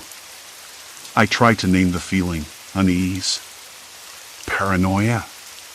Or maybe it was just the concussion talking, the damage from the crash rewriting how my brain processed the world. The doctor said the swelling was down, but the fog in my head hadn't lifted. Memory glitches, strange lapses, and now, these shadows beyond sight. I could almost hear the neurons misfiring, a short circuit in the wiring. Still, I couldn't ignore it. Not if I wanted to keep some hold on what was real. Morning came too fast, the pale light seeping around the curtains like a warning. I woke stiff and restless, my body aching in places I didn't remember hitting during the crash. Jasper was already prowling the room, nosing at the windowsill as if chasing some invisible scent. I sat up, the thin hospital blanket tangled around my legs. I knew what I had to do. If those figures were not hallucinations, then I needed to prove it. If they were part of my fractured mind, well, then I had to understand that too before I lost myself completely. I got dressed carefully, ignoring the dull throb at my temple. The house was quiet except for the occasional creak or distant bird call. I moved like a shadow myself, half afraid that stepping too loudly might draw the attention of whatever was lurking just out of reach. First stop, the spot where the accident happened. The stretch of road was only a mile from my house, a twisting lane edged with cracked sidewalks and scrubby trees. I walked slowly, eyes skimming the edges of the street, searching for something, anything that could explain the feeling of being watched. The air smelled sharp, like rain had fallen earlier and left the asphalt damp. I could hear a dog barking somewhere down the street, distant and urgent. As I approached the curve, I noticed something odd. The street lamp was out. Not flickering, just dead. A faint breeze stirred the leaves, but it was still warm enough to sweat through my shirt. I crouched to examine the cracked pavement where my car had skidded. Tiny flakes of glass glittered faintly in the shadow, and there, pressed into the dirt beside the road, were footprints. Not mine. Smaller, lighter, almost like a child's. Or a woman's. Maybe the person who'd stopped after the crash. My pulse quickened. I hadn't thought anyone else had been there. No one had told me about a witness, and I certainly hadn't seen anyone on the security footage from the nearby store. Yet here were the prints, clear and deliberate. I traced the trail with my finger, careful not to disturb anything. The footprints led to the edge of the woods that lined the road, disappearing under the dense tangle of branches and fallen leaves. I swallowed hard, the knot in my stomach tightening. Why hadn't this come up before? Back at home, I pulled out my laptop and started searching. Local police reports, news articles, community forums. Nothing about any curious passerby or sightings near the crash site. Just the usual traffic accidents and complaints about potholes. I typed footprints near crash site into a forum for local hikers and joggers. A few posts mentioned strange people seen lurking around the woods, shadowy figures that melted into the trees when approached. Some said it was kids playing pranks, others whispered about prowlers or drifters camping illegally. I shut the laptop with a snap. The word prowlers made my skin crawl. The idea of someone watching, waiting, hidden just beyond the tree line, it was the same feeling I had at home. Jasper padded over, nose twitching. I looked down at him and whispered, "I'm not crazy. There's something here." Later that afternoon, I called my neighbor, Mrs. Thorne. She was a kindly woman in her 70s, always ready with a slice of pie or a listening ear. I needed to know if she'd seen anything unusual. Her voice was soft but steady over the line. "Emma, dear, I'm glad you called. I've been keeping an eye out since the accident. Saw some strange folks hanging around the park last week. Didn't get too close, didn't feel right. Did you see what they looked like?" I asked, trying to keep my voice calm. "Hard to say. They kept to the shadows, always moving just out of sight. One of them had a limp, I think. I could hear the shuffle." A limp. That detail caught me off guard. The figures I glimpsed in the corner of my eye always seemed to move smoothly, almost too quietly. "I'll come by later," she said. "Maybe we can talk more in person." We ended the call, and I sat back, trying to piece it all together. Shadowy figures, footprints, someone limping. None of it made sense yet, but it was real enough to chase. I paced the living room, the wooden floor creaking beneath my feet. Jasper followed, his tail flicking like a pendulum measuring my rising anxiety. The house suddenly felt smaller, walls closing in like a trap. I checked the locks on the doors and windows again. Twice. The sound of the latch clicking was oddly comforting. But then a noise caught my attention, a soft thud from the basement. My breath hitched. I didn't have a basement. Not a real one. Just a tiny crawl space under the stairs, mostly used for storage. Could something have fallen? Or worse, could someone be there? I crept to the door, heart hammering so loud I was sure it would give me away. The air smelled musty, a mix of damp wood and stale dust. I grabbed a flashlight from the kitchen drawer and flicked it on. The beam cut through darkness, landing on boxes, old paint cans, and a tangle of wires. Nothing moved. Nothing breathed. Still, the feeling remained. That same weight, pressing down, like invisible hands closing in. Then I heard it, a faint whisper, too soft to make out, coming from the back of the crawl space. I froze, every nerve on edge.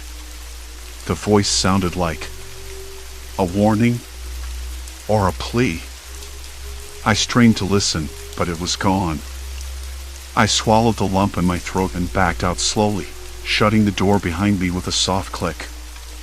I sat on the stairs, the flashlight still in my hand, and tried to steady my shaking fingers.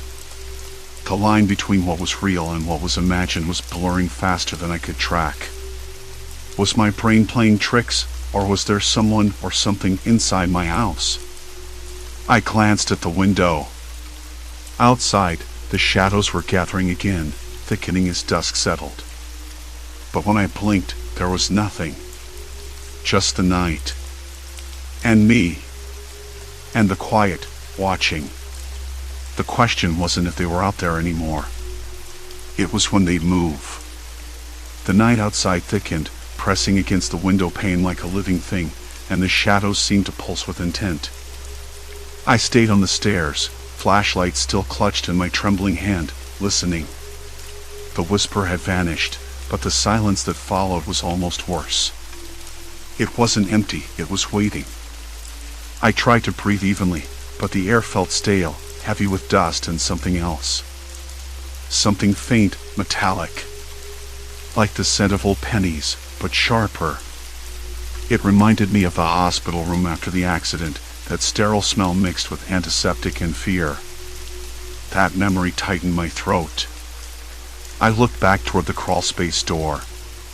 The faint outline of the dark threshold seemed to throb in the low light, almost like it was watching me.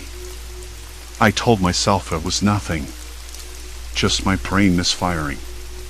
The doctors had warned me about hallucinations, about visual distortions. But the whisper, how do you explain that? It wasn't just a flicker at the edge of my vision.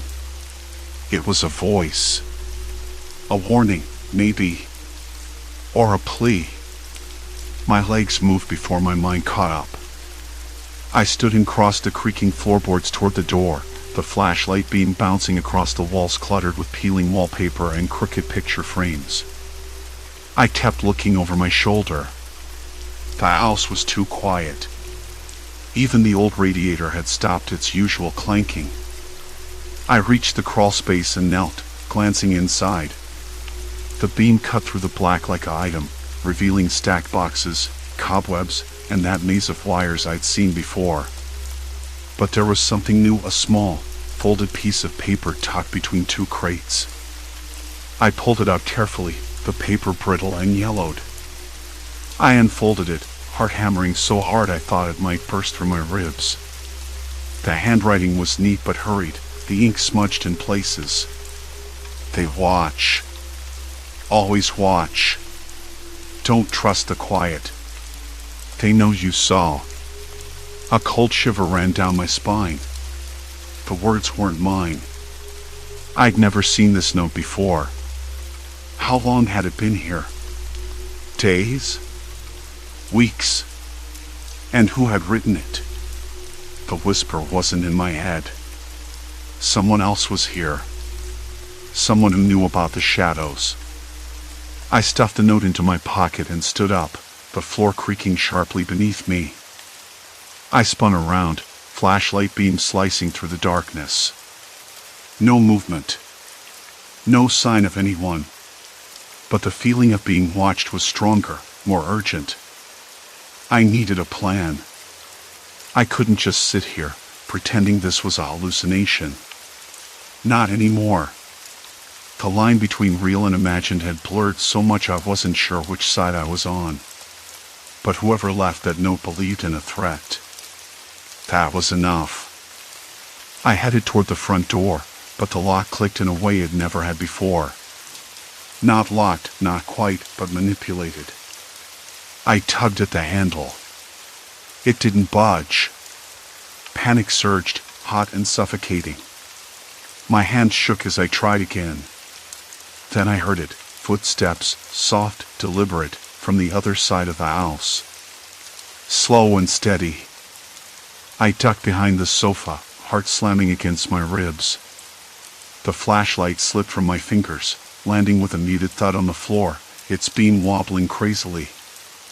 I reached for it, but the footsteps paused right outside the living room. A shadow pulled beneath the crack of the door. My breath caught. The figure didn't move. Just stood there. I whispered, "Who's there?" My voice cracked like dry wood. No answer. Just silence. Then the faintest scrape, like nails or maybe fingertips tracing the edge of the door frame. The rational part of me screamed to run, to call for help, but my legs wouldn't obey. I was frozen, caught between disbelief and raw, animal panic. Suddenly, the figure stepped back, retreating down the hall. The door creaked as it swung open just a bit. A sliver of dim light from the hallway spilled into the room, with its faint smell of dust and decay. I grabbed the flashlight and flicked it on, aiming down the corridor. Empty. The faint hum of an old refrigerator buzzed somewhere in the kitchen, distant and mundane. But the house felt smaller now, the walls closer, the shadows deeper. I rushed to the window, pulling back the curtain. The street outside was deserted, the street lamp flickering, casting long, uncertain shapes onto the cracked pavement. No cars, no people. Just the usual night sounds, a distant dog barking, a faint rustle of leaves in the wind. I pressed my forehead against the cool glass and tried to calm the tremors shaking through me. This was no longer just about what my damaged brain might be conjuring. Someone was inside my house. Watching. Waiting. I thought about calling the police, but what would I say? Someone's in my house, but I don't know who or why. Would they believe me? Or would they chalk it up to post-accident paranoia? I pulled out the note again and read it under the weak glow of the street lamp. They watch. Always watch. The words echoed in my mind, leaving no room for denial. Then a new thought struck me like a punch to the gut. I wasn't safe anywhere. The doors could be tampered with. The windows might not be enough. The shadows weren't just at the edge of my vision, they were inside, real and waiting. I sank to the floor, back against the wall, the flashlight trembling in my lap.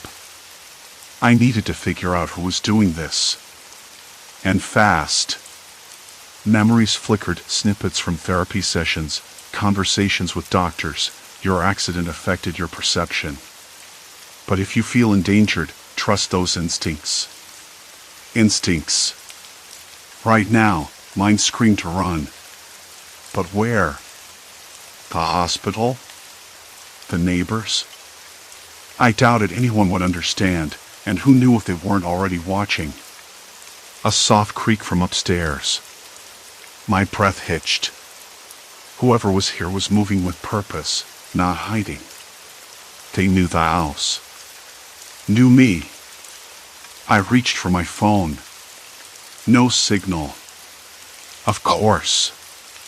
The accident had knocked out the antenna, or maybe something was deliberately blocking it. I cursed under my breath. I was trapped. I tested the front door handle again, still stuck. The back door was too far to reach unseen. Every escape route was compromised. The shadow figures I'd glimpsed before weren't hallucinations. They were people. Watching me. Waiting for something I didn't understand yet. I forced myself up, gripping the flashlight like a lifeline. I had to find answers. I had to uncover who was behind this and why. Because now, there was no turning back. No running from the shadows. I was in their world. And if I wanted to survive, I had to step deeper into the darkness. The creak upstairs came again. I didn't want to move, but I had to. The front door was locked tight, the back door too far and exposed. I thought about the windows. I'd left one cracked open in the kitchen for fresh air earlier that day. Maybe I could slip out there. But just as I turned toward the hallway, a faint whisper sliced through the silence. Not words. Just a breath. A soft, deliberate inhale. I froze. The house smelled of stale coffee and something metallic, maybe old blood, or just rust, but it made my stomach churn. I swallowed hard, trying to steady my nerves. The shadows outside the window flickered as the branches scraped against the glass. Or was that something else? A movement just beyond the curtain's edge. I blinked. The whisper came again, closer now. A dry rasp, like someone dragging their nails along the wall. My fingers clenched the flashlight so tightly my knuckles blanched. The beam caught a dark shape at the top of the stairs. A figure. Tall. Motionless. I willed my legs to move. Slowly, I edged forward, the floorboards groaning beneath my weight. The air felt thick, sticky, as if the walls themselves were pressing in on me. My breath was shallow, ragged. I could almost taste the fear, bitter, metallic, like biting into a penny. Who's there? I whispered, voice cracking. No answer. Just silence. Complete silence. I crept up the stairs, one step at a time, the beam flickering with every movement. The figure didn't shift. I squinted, trying to make out details through the gloom. The shape was too dark, too vague. Not a hallucination this time, I was sure of it. Someone was watching me. Waiting. At the landing, the flashlight caught the edge of a door, slightly ajar. The faintest sliver of light spilled into the hall, yellow and weak. I pushed it open with a trembling hand. The room was empty. But the window was open wide, curtains billowing like ghostly fingers reaching in. I stepped closer, heart hammering, and saw footprints in the dusty floorboards, bare footprints, smeared as if someone had dragged a foot. They led toward the bedroom door, now shut tight. My mind spun. Whoever was here knew the house. Knew me. But why? What did they want? The accident, I kept coming back to it. Was this connected? Had they been watching even before the crash? I strained to listen, but all I could hear was my own ragged breathing and the distant hum of a faulty streetlight outside. Then, a soft click. The bedroom door handle turned slowly. I backed up, every instinct screaming to run, but my legs wouldn't cooperate. The door creaked open, revealing a shadowed figure standing in the threshold. Emma. The voice was low, familiar. Too familiar. I blinked. Recognition hit me like a punch. It was Mark. My brother. I wanted to cry out, relief, confusion, anger, everything tangled inside me. Mark, what are you doing here? You said you were out of town. He stepped inside, eyes darting nervously toward the window. I came back.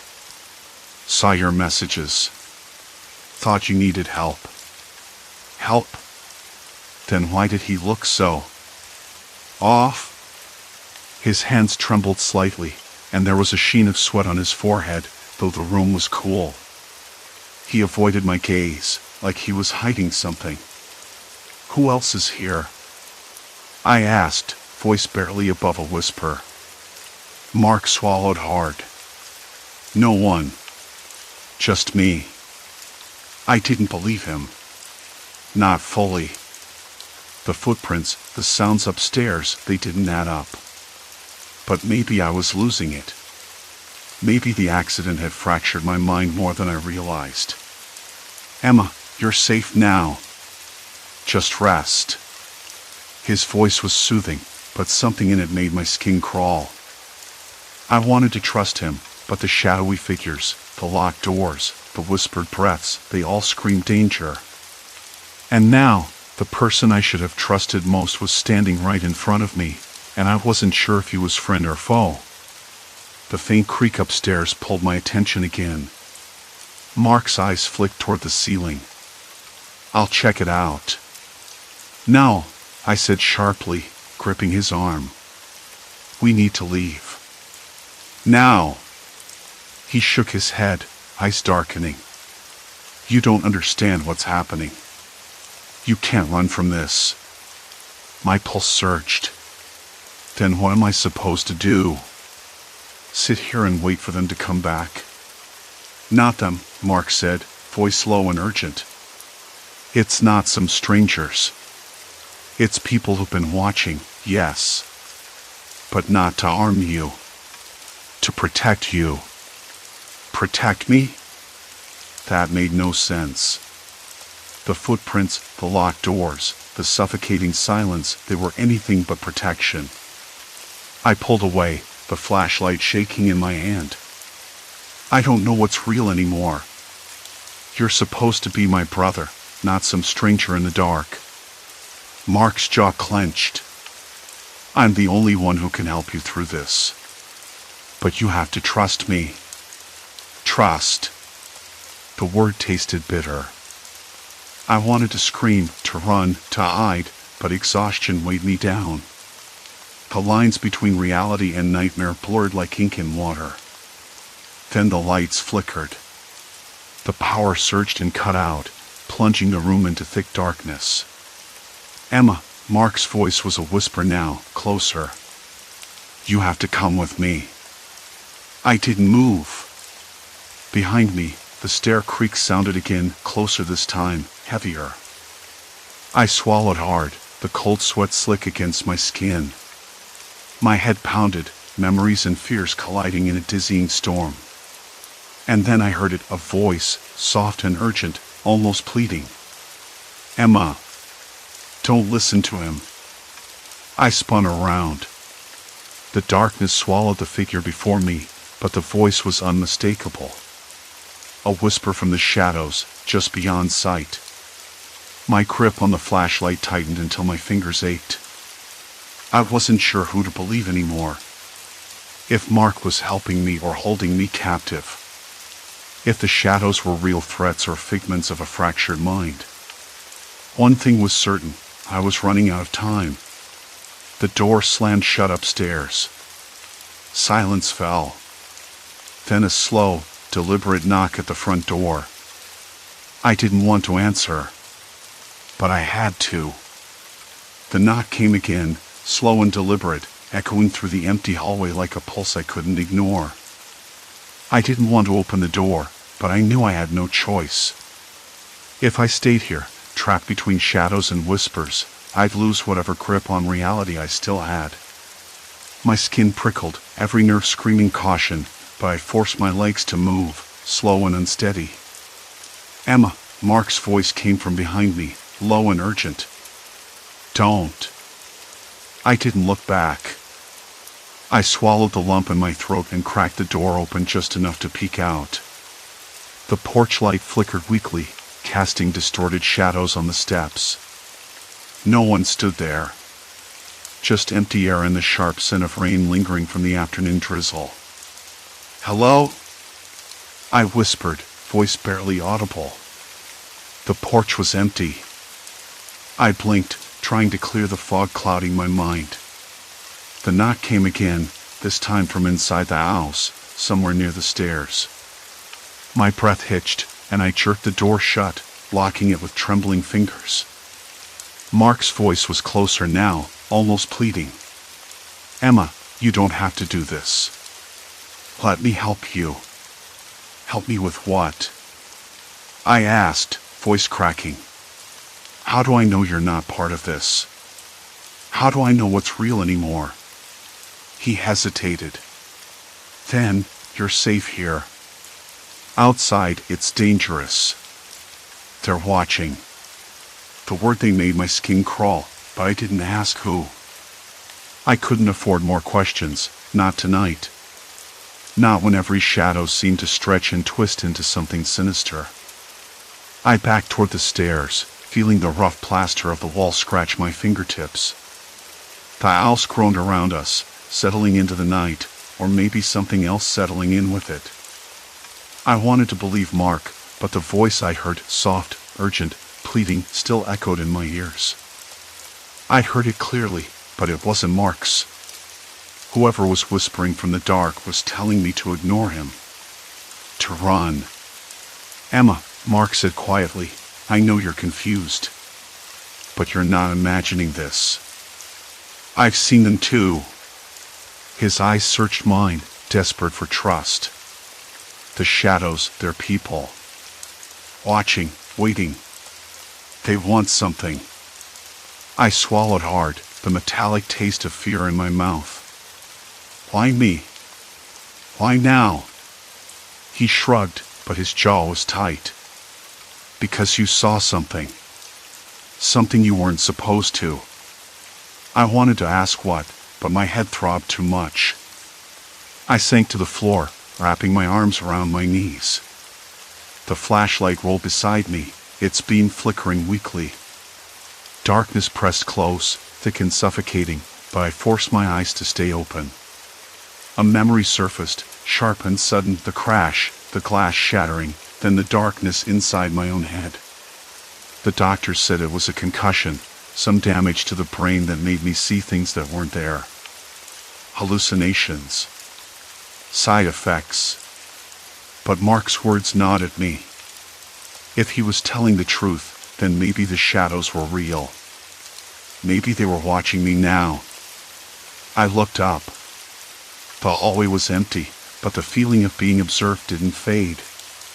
My skin prickled again, and I caught a faint movement at the edge of my vision.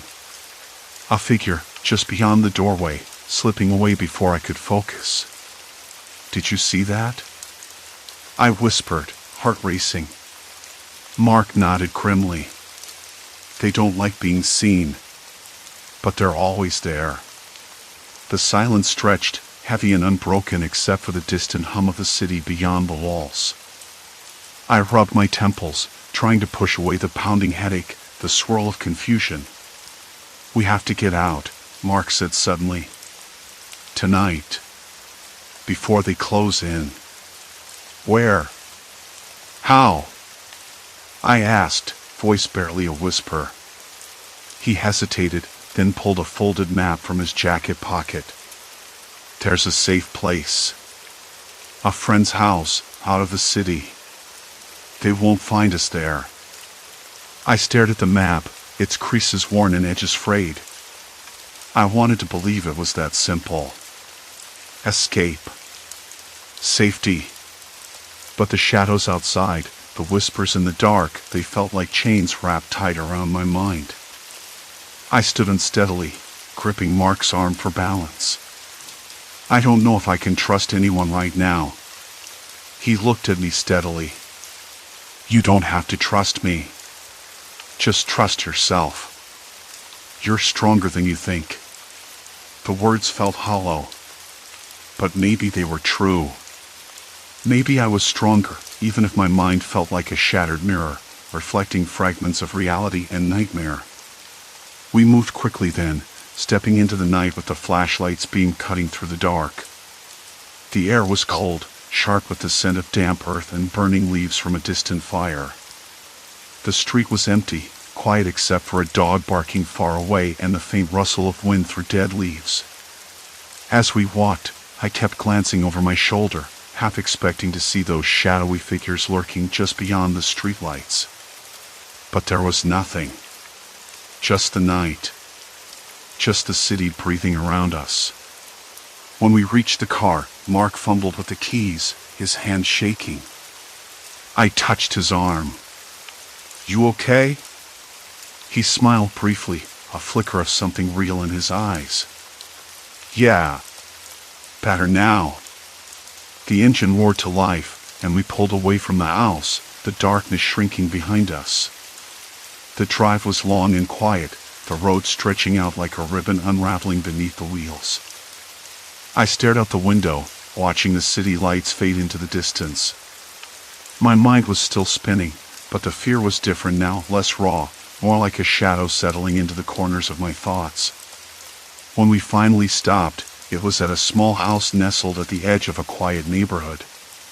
The porch light was warm and steady, no flickers, no shadows dancing just out of reach. Mark led me inside, where a woman waited, her face calm and kind. She didn't ask questions. She just offered tea and a soft place to sit. I sank into the chair, the warmth seeping into my bones. For the first time in weeks, the shadows didn't press in so tightly. The whispers were quieter. I closed my eyes and let the silence wash over me. But even here, in this safe place, I knew the echoes of that night would never fully leave me. The accident, the shadows, the voices, they had changed me. Left cracks in my mind and soul that might never fully heal. I took a sip of the tea, bitter and sharp. The taste grounded me. The warmth settled like a promise. I glanced at Mark, then at the woman who had opened her door without hesitation. Maybe, just maybe, I could find my way back from the edge. But the question lingered, stubborn and cold. Who had been watching me? And why? For now, the answers could wait. The night held its secrets tight, and I was learning to live with the dark. Story 4, Lingering Presence, Haunting Sight or Illusion? Moving day was supposed to be a fresh start. The building was older, first thing I noticed. The kind with faded bricks that had absorbed years of city crime and, probably, a few secrets. I like old buildings, though. They have character. I told myself that again, while fumbling with the keys at the locked front door. The metal felt cold against my palm, rough where rust had started to bloom. It was the kind of place where the elevator groaned like it was carrying a few ghosts, but I didn't mind. I was too busy imagining the quiet nights ahead, the chance to finally unpack without the endless noise from next door. Inside, the air was dry and smelled faintly of cleaning products, maybe too faintly. Like someone had tried hard to cover up something older, something stubborn. I dropped my bags by the door and ran my hand along the chipped plaster near the window. It felt coarse and uneven, as if it had been patched up hastily more than once. The radiator clanged softly, a dull metallic rattle that echoed down the hallway. No one else was around, or at least I didn't see anyone. I unpacked slowly that evening, the city's usual chorus of distant horns and murmuring voices threading through the cracked open window. My phone buzzed twice with messages from friends checking in, but I kept it on silent. I wanted to get settled. The apartment was small but decent enough, a single bedroom, a narrow kitchen with a fridge that hummed steadily, and a living room with a window that caught the last of the fading light. I noticed it first while making coffee, standing by the counter when a shadow flicked past the edge of my vision. I blinked. The kitchen was empty. The street below was quiet. Maybe a trick of the light, or my mind playing games after a long day. Still, the feeling clung, that prickly sense of being watched. I shook my head and laughed softly. Paranoia. Welcome to the city, I muttered. Later, sitting on the couch with a book, I caught it again.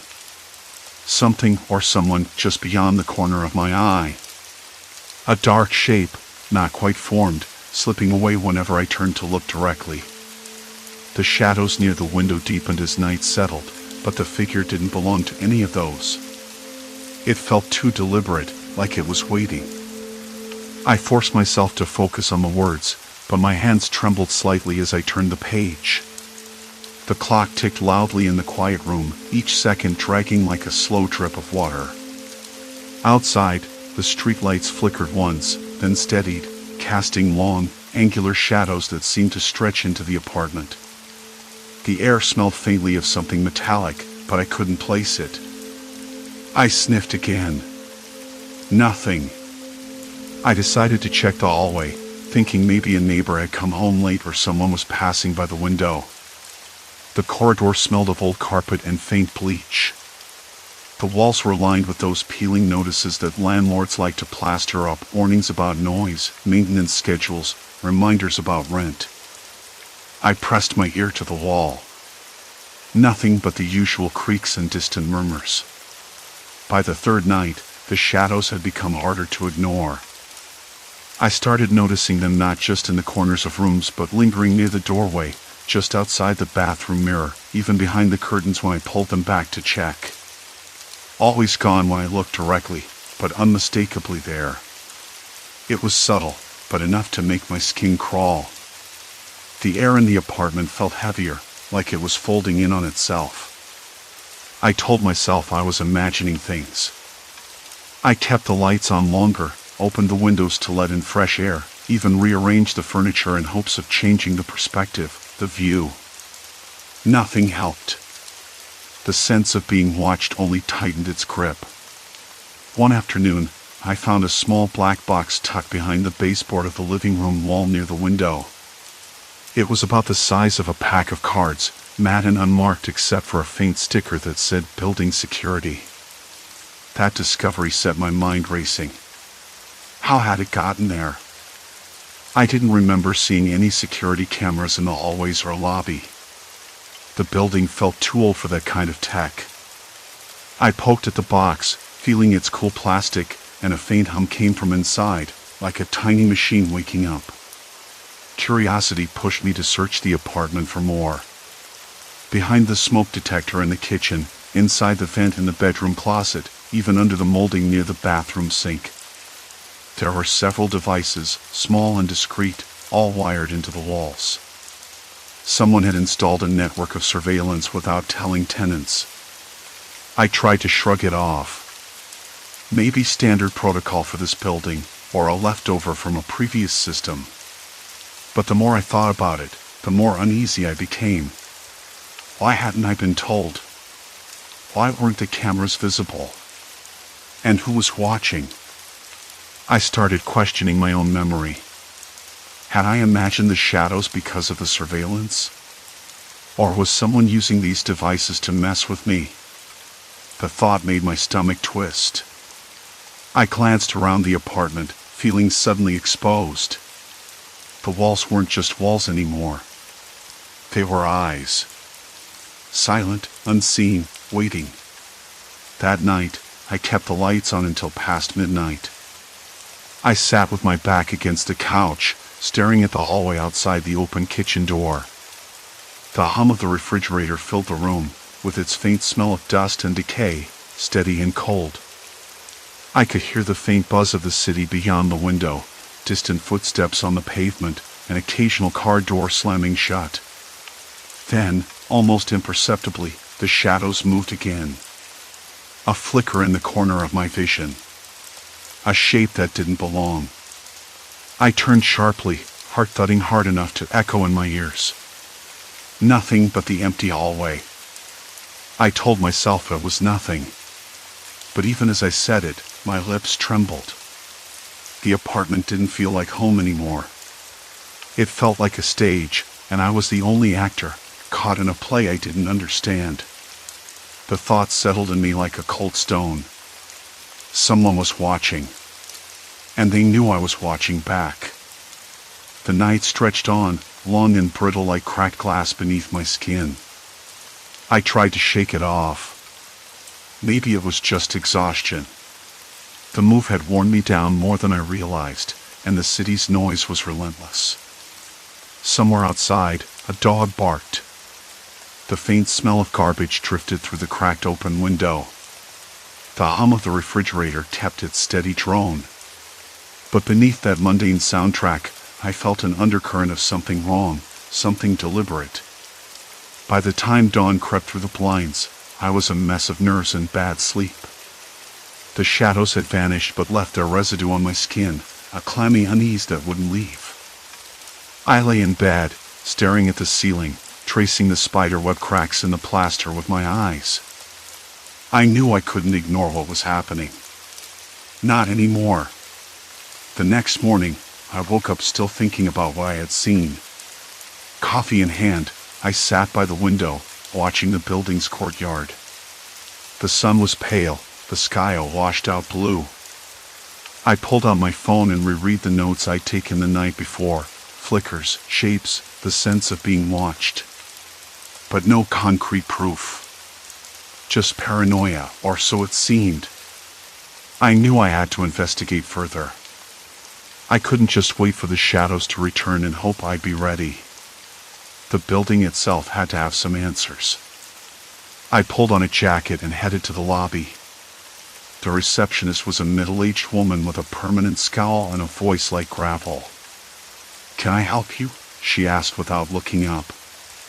"I need to ask about the building's security system," I said, trying to keep my voice steady. "I think there might be surveillance cameras inside the hallways." Her eyes flicked up, sharp and suspicious. "Of course there are cameras. Every building has them these days." She leaned forward, voice lowering. "Why? You feeling watched or something?" I swallowed. "Yeah. Something like that." She gave me a look that said I was crazy but didn't say it aloud. "Maintenance handles the camera feeds. You can check with them if you want." She tossed a plastic ID card across the desk. "Here. Talk to Mark in the basement." Basement. That sounded promising in the worst way. The elevator ride down was slow, the air growing cooler, damp with the smell of mold and old concrete. The basement was a maze of pipes, boxes, and flickering fluorescent lights. I found the maintenance office after a few wrong turns, a small room cluttered with tools and empty coffee cups. Mark was younger than I expected, maybe late 20s, with grease-streaked hands and a tired smile. "You here for the cameras?" he asked. "Yeah. I'm a new tenant. I've noticed odd things. Shadows. I want to see if the cameras caught anything." He hesitated, then nodded. "Sure. I can show you the system. But heads up, some of the feeds might be offline right now. We've had issues." He booted up the old computer, its screen flickering to life, a maze of black and white camera angles showing hallways, stairwells, and the lobby. I scanned the feeds, heart thumping. The quality was grainy, but it was enough. "Look," I said, pointing to one feed. "That's my floor?" "Yep. 4th floor. East wing." I watched for a few minutes, then stopped. Something was off. One camera feed flickered, then blacked out. "Why does that one keep cutting out?" Mark shrugged. "Old wiring. Happens sometimes." I wasn't convinced. "What about recording? Do you keep footage for a while?" He tapped a few keys. "Yeah. Usually 2 weeks. But, sometimes the system glitches. Might lose some files here and there. Can I see the recordings from last night?" He hesitated again, then nodded.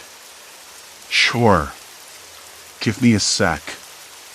The replay started, showing the hallway outside my apartment. I held my breath, eyes wide. At first, nothing. Just empty corridor, flickering light overhead. Then, near the edge of frame, a shadow shifted. Slow, deliberate. It was unmistakably a figure, a person, standing just out of clear view, watching. I leaned closer. The figure didn't move for minutes, just waited. Then, as if aware of the camera, it slipped away into the darkness. My hands trembled. "Who is that?" Mark looked at me, expression unreadable. "No idea. Could be a tenant, could be someone sneaking around." I tried to steady myself. Why would someone be watching me? He shrugged again. "Sometimes people get weird. Especially here. You don't think it's the building management?" He laughed, a short, bitter sound. "Management? They're too busy counting rent and ignoring complaints." But then I remembered the receptionist's wary glance. The odd way she avoided eye contact. The way the cameras flickered and cut out just when I needed them most. I left the basement feeling more unsettled than before. The building was watching me, yes, but not just through shadows in the hall. Someone was controlling what I saw, what I didn't see. The surveillance system was a tool, and I was the target. Back in my apartment, I paced the living room. My phone buzzed a message from my neighbor, Sarah, who lived across the hall. I'd met her briefly when I moved in, a quiet woman in her 30s with sharp eyes and a warm smile. "Hey. Heard noises last night? Thought I heard voices outside my door." I stared at the message. Maybe I wasn't alone after all. I typed back quickly. "Yeah. Something's not right here. Can we talk?" Minutes later, she knocked softly. Her face was pale, but her eyes were steady. She stepped inside, closing the door behind her. "I don't usually do this," she said, voice low. "But I've seen things. Cameras that aren't supposed to be there. People hanging around late at night."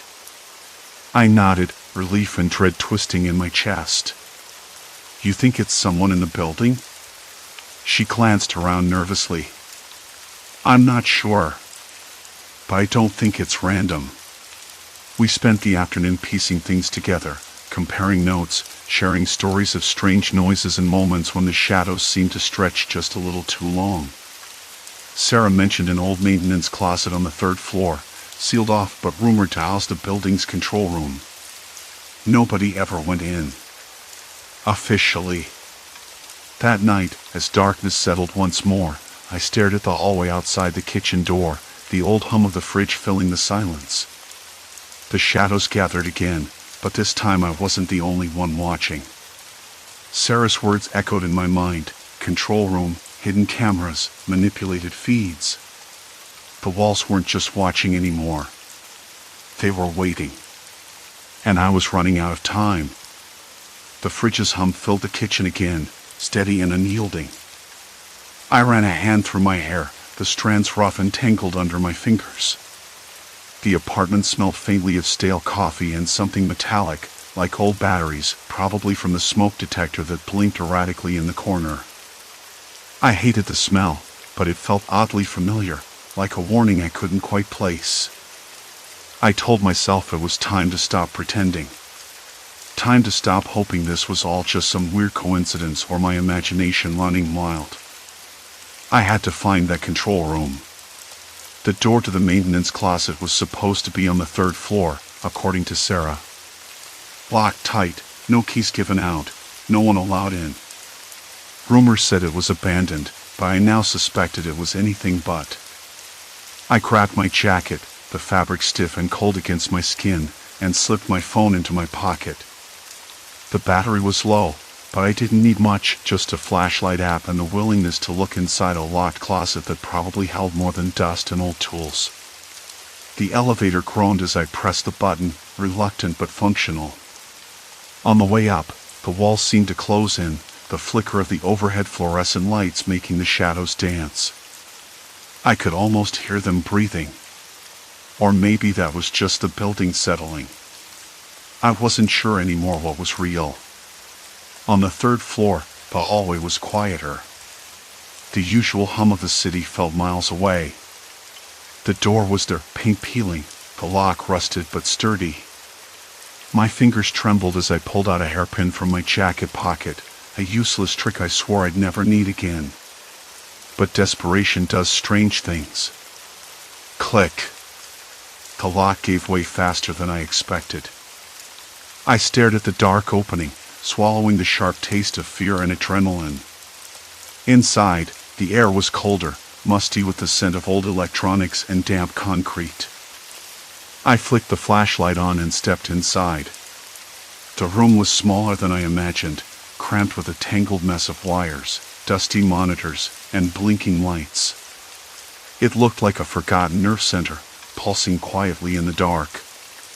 One desk was covered in papers, blueprints, building schematics, and a laptop sat open, its screen alive with streams of live footage.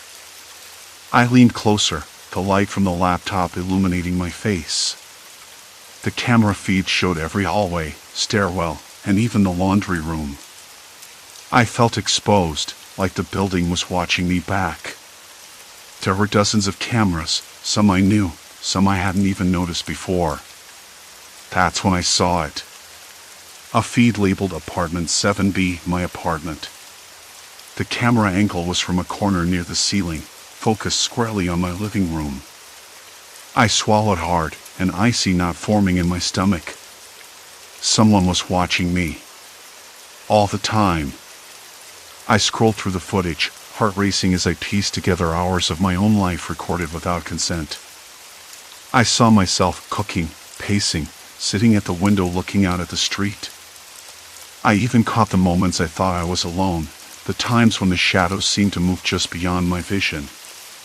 But the real shock came when I found the control panel for the cameras. There was a timeline, buttons for playback, and something else, a log of recent activity. It showed a user logged in remotely, manipulating the feeds, switching cameras on and off, altering angles, creating shadows. Gaslighting, exactly as Sarah said.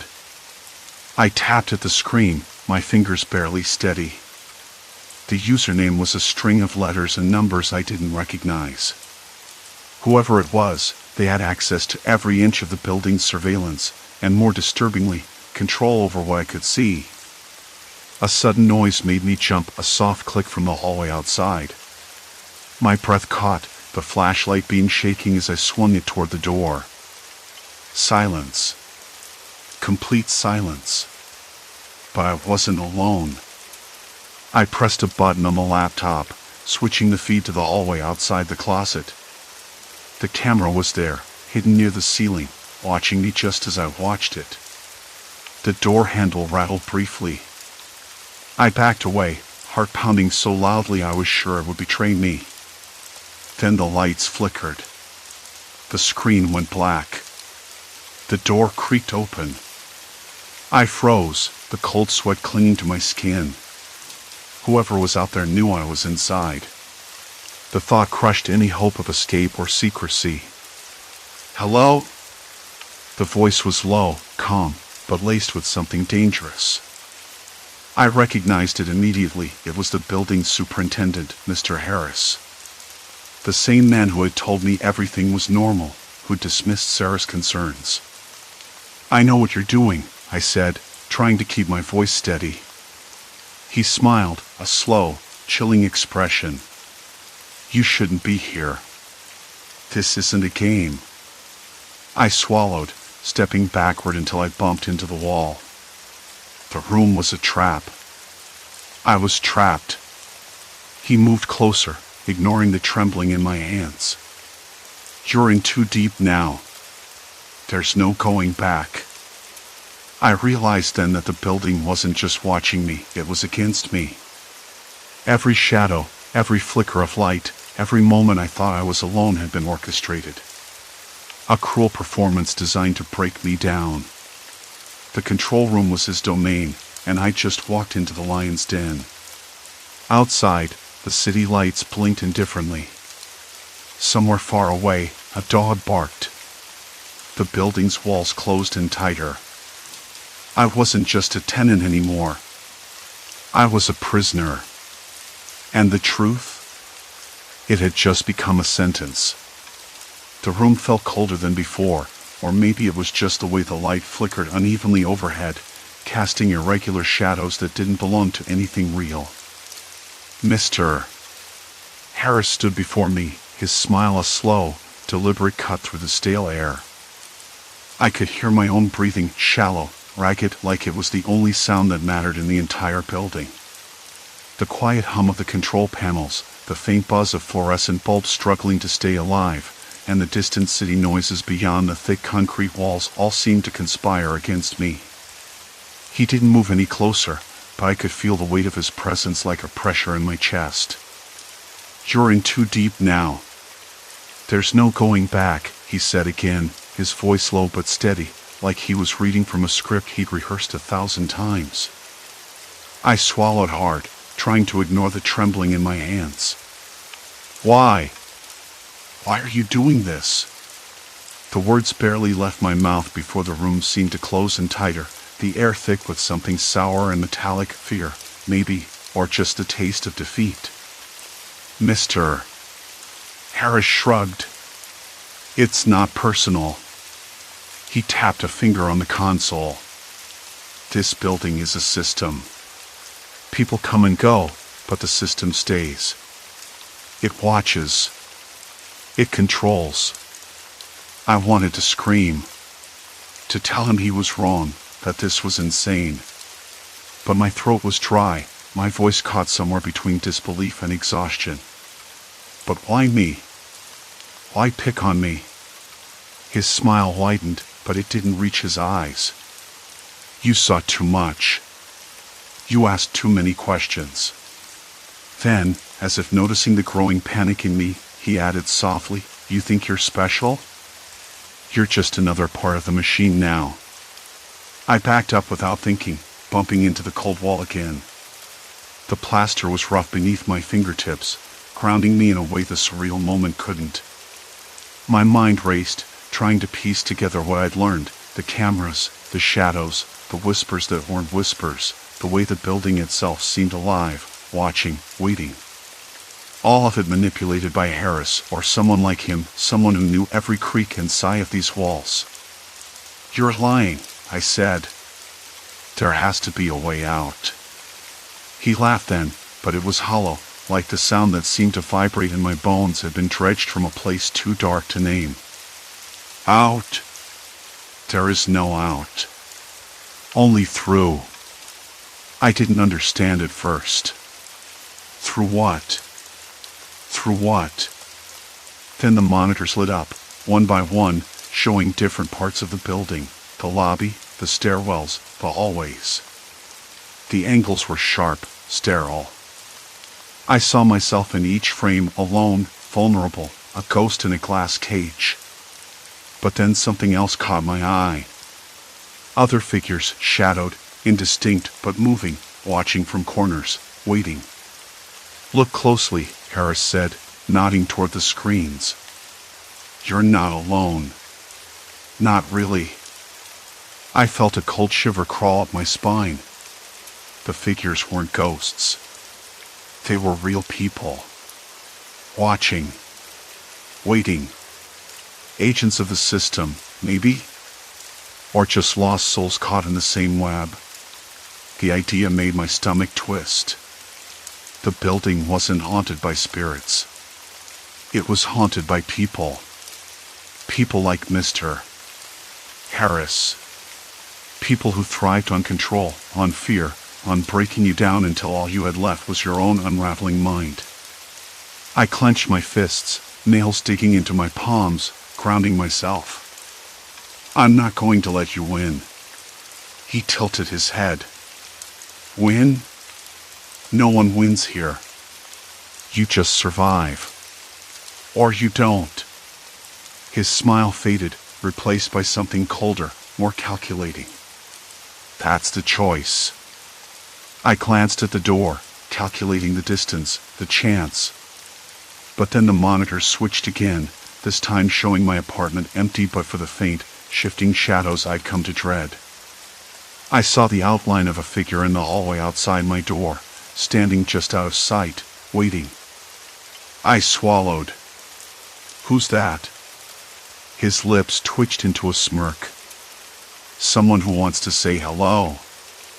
A sudden noise made me jump, a soft tapping, rhythmic, like fingernails against glass. The control room's window.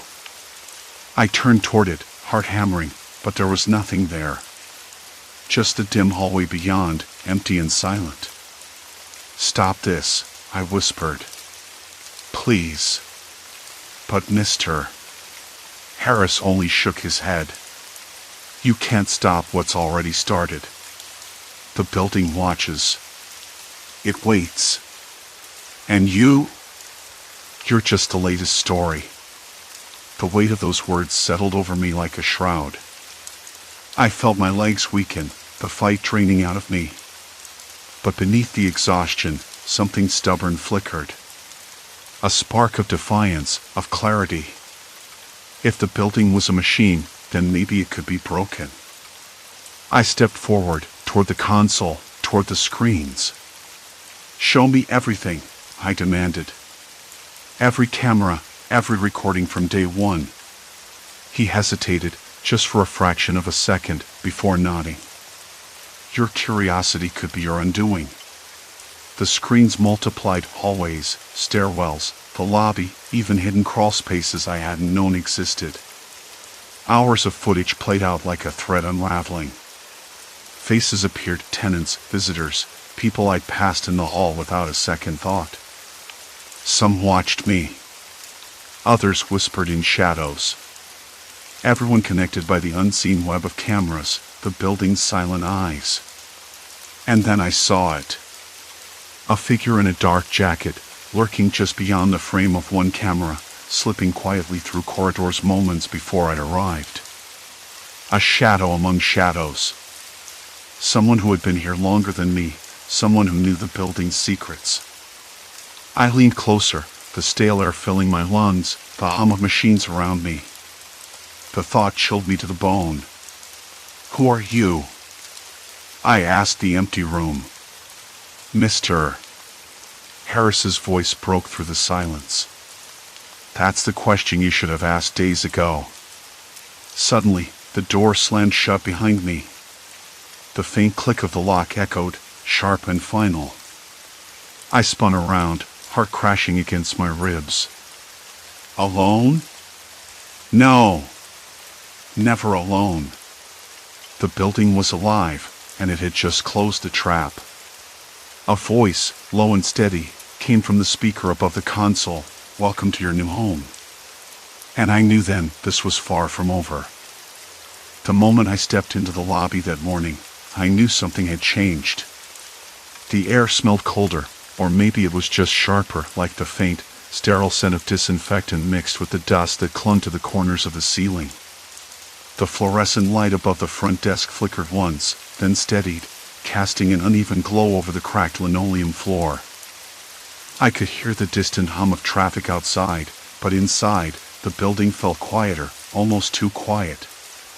The kind of silence that presses against your ears until your own breathing sounds like a shout. I glanced up at the security panel on the wall by the elevator, the one I'd only just discovered a few days ago.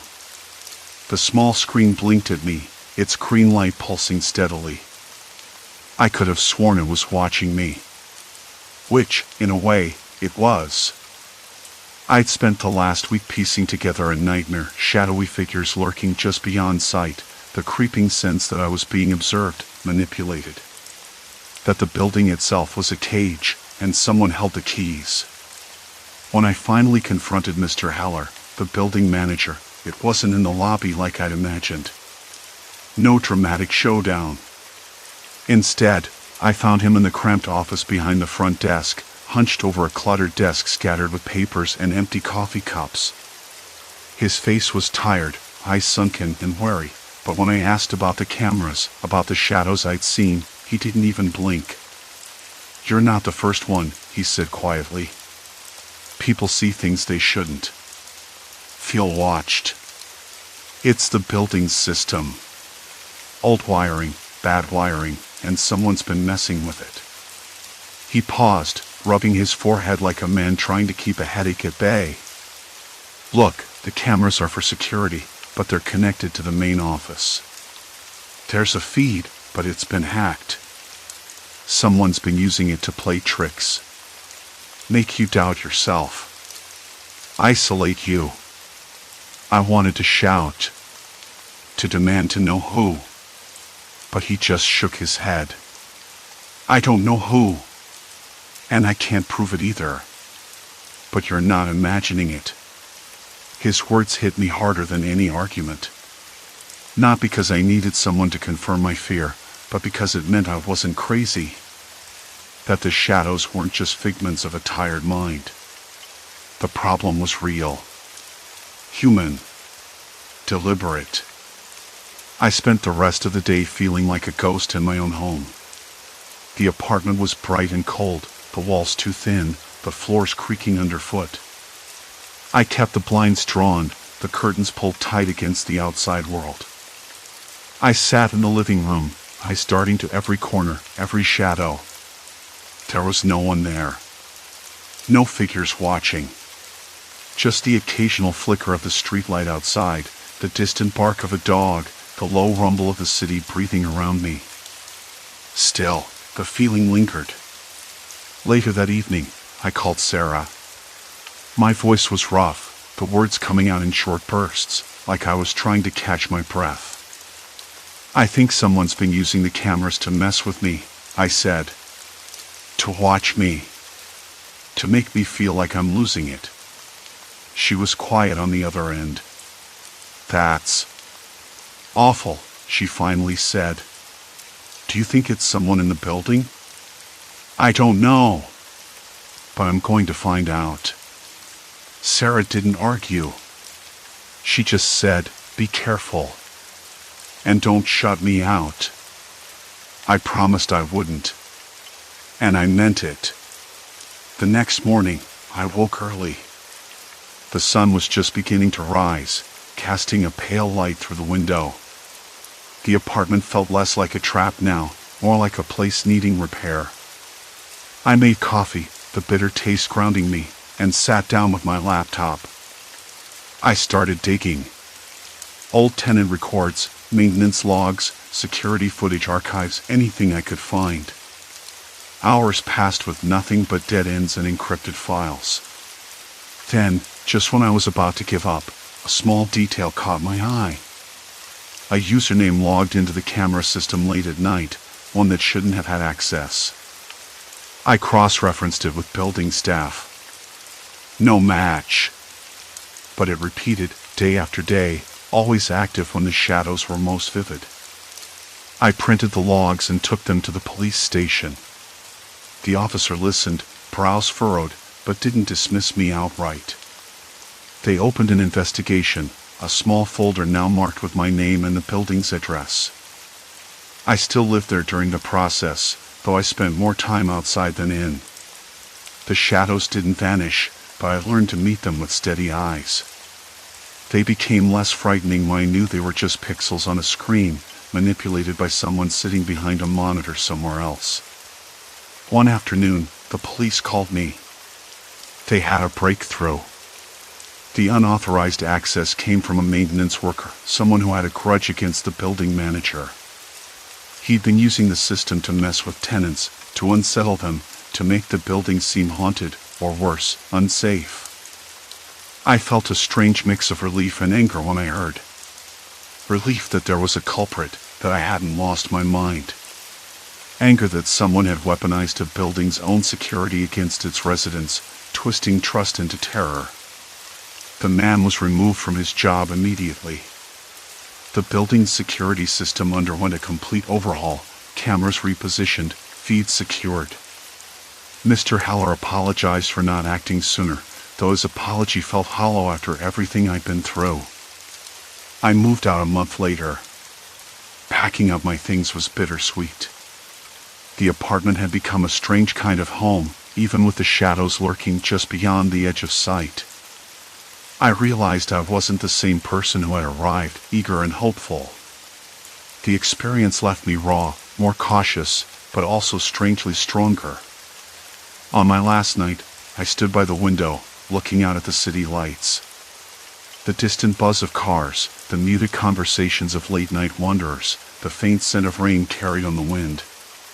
No shadows. No watchers. Just a normal, imperfect world. I thought about Sarah's voice, steady and kind. About the police who took me seriously when others might have brushed me off. About how isolation had nearly swallowed me whole, but connection pulled me back. I closed the curtains gently, turned off the light, and let the silence settle. It wasn't peace exactly, but it was enough. As I locked the door behind me for the final time, I didn't look back. Because the real shadows had been inside all along, the ones cast by doubt, loneliness, and fear. And now, they were fading. I walked away into the night, ready to begin again. Story 5, Eyes on the Road, Hitchhiker Foretells Danger. The highway stretched out ahead like an endless gray ribbon, worn smooth by the steady crawl of tires and the dull hum of engines. I'd left the office about an hour ago, the usual slog of emails and meetings still buzzing somewhere in the back of my head. Driving these familiar roads should have been a kind of comfort, a transition from work to the quiet of my apartment. Instead, an odd restlessness had taken root in me, a vague, unplaceable itch beneath the skin. The kind of feeling that makes you glance in the rearview mirror one too many times, wondering if something's watching you from the back seat. I checked my watch. 5:13 p.m. The sun would be down soon. I should have been thinking about dinner plans, or, more likely, the stack of unread books by my bedside, but instead, I was thinking about the person I'd seen on the side of the road a few miles back. They were standing just past a bend, thumb out, the classic hitchhiker pose. Clean jeans, faded blue jacket, something about the way they stood caught my eye. Not desperate, not ragged. Just waiting. I passed them without stopping the first time, the habit of not picking up strangers kicking in before I'd even given it much thought. But then something nudged me to turn around. A sudden impulse I couldn't explain. The next exit came up faster than expected. I slowed, pulled off, and circled back. When I reached the spot again, the person was still there, shifting weight from one foot to the other, eyes scanning the road like they were searching for something or someone. I stopped a few feet ahead and rolled down the window. "Need a ride?" I asked, trying to keep my voice light, casual. They looked at me then, really looked, and for a moment I thought I might have made a mistake. Their eyes were sharp, too clear, like they'd seen more than they should have. A flicker of something unreadable passed over their face. "Thanks," they said, voice calm, steady. "I'm headed east." I nodded, unlocking the passenger door. "Hop in." The leather smelled faintly of pine air freshener and something else, maybe a hint of old coffee grounds, or the lingering scent of someone else's life layered over mine. They slid in and buckled up without hesitation. "Name's Ellis," they said, glancing at the dashboard clock. "You mind if I call out the traffic ahead? I like to keep drivers informed." I blinked, a little startled. "Traffic? Ah, sure. I guess." Alice smiled. It wasn't warm, exactly. More like a small, knowing curve of the lips. "There's a slowdown at the next interchange. Construction crews working on the ramp. Should clear in about 20 minutes. I glanced ahead, noticing the slow crawl of taillights before the overpass. "Okay," I said, half amused. "You're pretty good at this." "Not a guess," Alice said. "I watched the cams online. It's all public info." "Right. Makes sense." I shifted in my seat, trying to shake the weird feeling that was settling in my stomach. "How long have you been on the road?" "Since morning. Trying to get across the state." Alice's gaze flicked to the window. "You've been driving this route for a while?" "Yeah. Every other week, at least." I glanced at the rearview mirror again. "Makes it predictable, I guess." Alice nodded. "Predictable is good. Predictable means you can anticipate.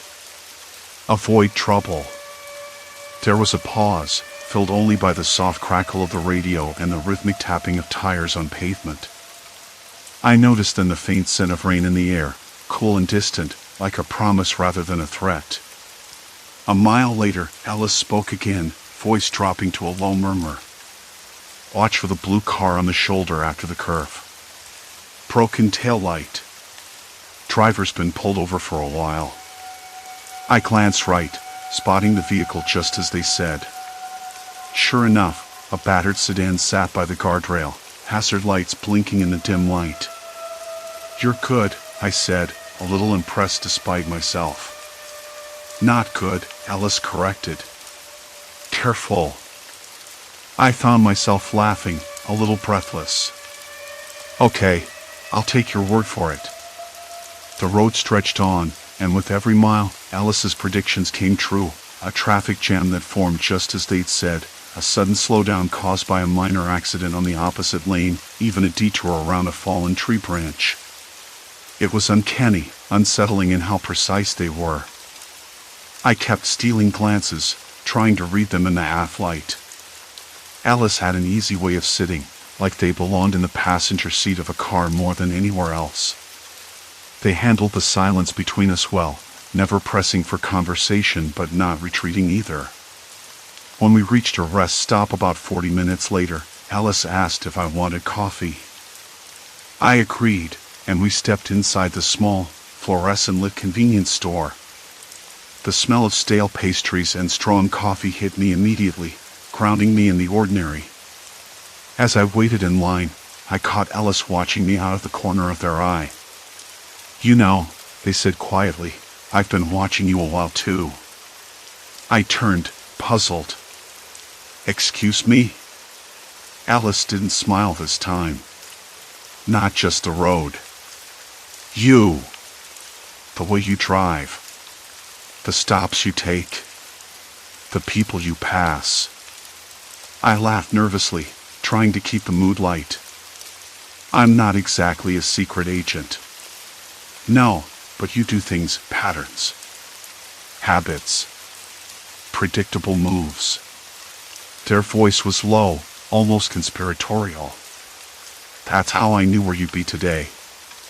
I felt a flicker of unease, like the room had shifted on its axis without me noticing. Why does that matter? Alice looked at me steadily. Because there's something coming. Something only you can stop. I blinked, the words catching in my throat. Stop what? They shrugged, but their eyes never left mine. That's for you to figure out. The fluorescent lights above us flickered once, then steadied. Outside, the wind picked up, rattling the windows. The rest stop was too quiet, the hum of distant traffic the only sound beyond the doors. I paid for the coffee, hands trembling more than I cared to admit. Alice slid back into the car beside me, calm as if nothing had happened. Let's keep moving, they said. Time's running out. I started the engine, the familiar rumble doing nothing to calm the sudden storm inside me. The road ahead looked the same as always, but somehow, I knew it wasn't. Not anymore. The road stretched ahead, dark and slick with the light rain that had started just as we left the rest stop. Something only I can stop, Alice had said. I rubbed my thumb along the steering wheel, trying to ground myself. What did that even mean? What disaster could I possibly have any control over? The phrase echoed in my mind, unsettling in its vagueness, like a riddle whose answer I didn't want to find. I glanced sideways at Alice. You said you watch me, I said, voice low. How do you know so much about me? Alice shrugged, but their eyes held a certain spark, the kind that suggested they were choosing their words carefully. People who spend as many hours on the road as you do leave tracks. Patterns. Habits. You don't notice them because you're busy moving forward, but they're there. Easy to follow if you pay attention. I exhaled slowly. So, you've been following me? Watching me without me knowing? Not exactly, Alice said. More like piecing things together. You could call it an obsession if you want. They paused, then added, I'm not the only one who's noticed you. That was a shot in the dark, and I didn't like it. Who else? They didn't answer immediately. Instead, Alice stared out the window, watching the dark shapes of trees blur past. The car's interior felt suddenly colder, like the heat couldn't compete with the chill curling of my spine. I swallowed. What kind of disaster are we talking about? What do I need to stop? Alice turned to me, their expression serious but calm. I don't have all the details. But it's tied to the route you take every day, the stops you make, the timing. Something that's building up. You're the only one who can recognize it before it's too late. The words weighed on me like a stone in my chest. I wanted to ask more, to demand answers, but the car's gentle hum and the rhythmic slap of tires on wet asphalt seemed to fill the space between us with silence instead. We drove on, the highway empty except for the occasional distant headlights flickering like fireflies. I tried to think about the day ahead, but my mind couldn't settle. Alice was watching me, knowing things I hadn't even admitted to myself. The next morning, I woke up with a dry throat and a headache that throbbed behind my eyes. The details from last night kept circling, relentless. I paced my small apartment, the floor creaking under my feet. Coffee was bitter and burnt, barely cutting through the fog in my head.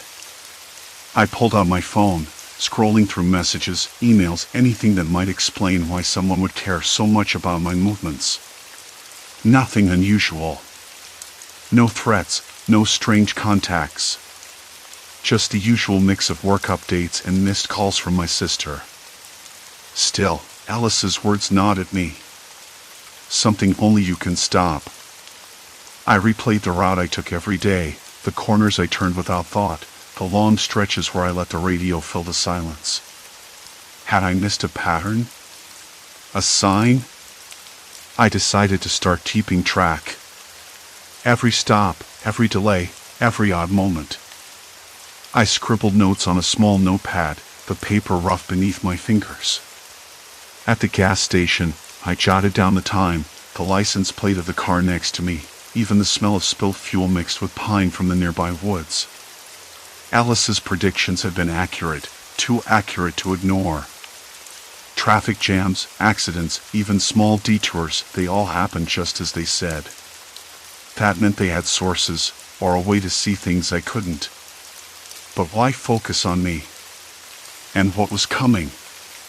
That afternoon, I called my sister. Her voice was warm, a familiar comfort. Hey, you sound tense. Everything okay?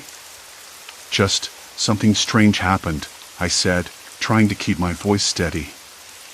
I told her about Ellis, their predictions, the cryptic warning. She paused, then said quietly, maybe you're overthinking it. Could be someone messing with you. Maybe, I agreed, but her words didn't settle the knot tightening in my gut. Later, I met Ellis again, this time at a diner far off my usual path. They were waiting in a booth, their expression unreadable beneath the flickering neon light. The place smelled of grease and stale coffee, with the low murmur of other patrons blending into the clatter of dishes. Thanks for coming, Alice said, sliding a folded piece of paper across the table. I unfolded it carefully. The page had a list of locations, times, and brief notes: intersection closed, accident, minor injuries, roadworks delay. All points along my route, dated for the past week. Where did you get this? I asked. Alice shrugged. A friend. Someone who watches the cameras. Cameras? My voice had an edge I hadn't intended. Traffic cams, security feeds. Everything's connected. You'd be surprised how much you can learn when you look. I studied the paper, feeling a mix of fascination and dread.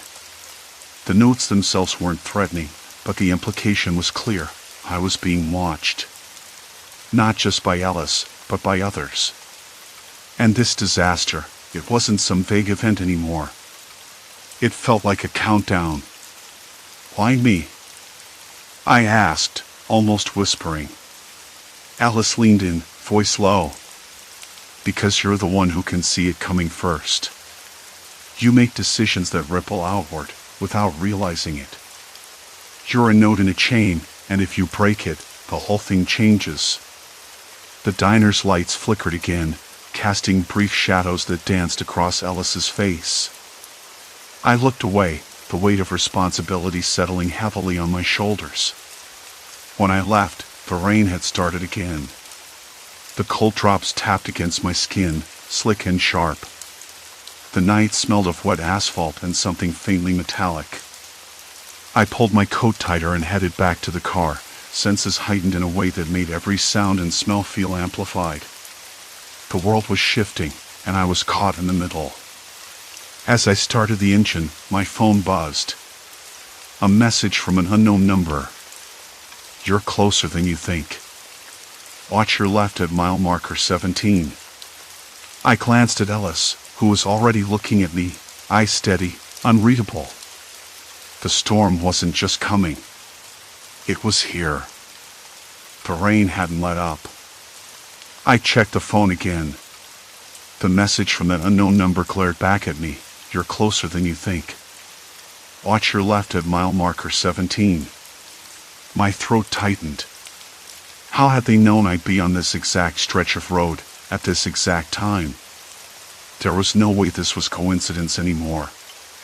Alice broke the silence, voice low, careful. You can't turn back now. Not without everything falling apart. I swallowed hard. What do you mean? I could just pull over, call someone, anyone. This whole thing feels like a trap. He shook his head, eyes narrowing slightly. That's the thing. The trap's already sprung. You're not just on the road. You're part of it. Whatever happens next, it's tied to what you do. His words echoed in my mind, but I tried to hold on to some sense of control. I'd never been good at feeling helpless, couldn't afford to be, really. But now, the lines between choice and inevitability were blurring fast. The headlights of a distant truck flashed through the rain, momentarily lighting up the narrow shoulder. I glanced left, heart skipping. There it was, the marker, half hidden behind a twisted sapling and a crumbling milepost. 17. Exactly where the message said. My eyes flicked back to Ellis, who gave me a subtle nod. Look, I said, voice uneven, what exactly am I supposed to see? What's so important about that spot? Ellis hesitated, then leaned closer, lowering his voice even more. At mile marker 17, something's scheduled to happen. Something only you can stop. But it's not what you think. Not a crash or a fire or some immediate disaster. I blinked, confused. Then what is it? Information, he said. The kind that changes everything. I frowned, trying to piece that together. Then it hit me. You mean, like a leak? Something getting out? He nodded once. Exactly. But it's not just a leak. It's a chain reaction. One you start without realizing. And if you don't interrupt it, it won't just affect you. It'll spill over, take down more than just traffic and lives. The wipers thudded in steady rhythm as I tried to digest the weight of what Ellis just said. My mind raced back to the conversations, the predictions, the uncanny accuracy of his warnings.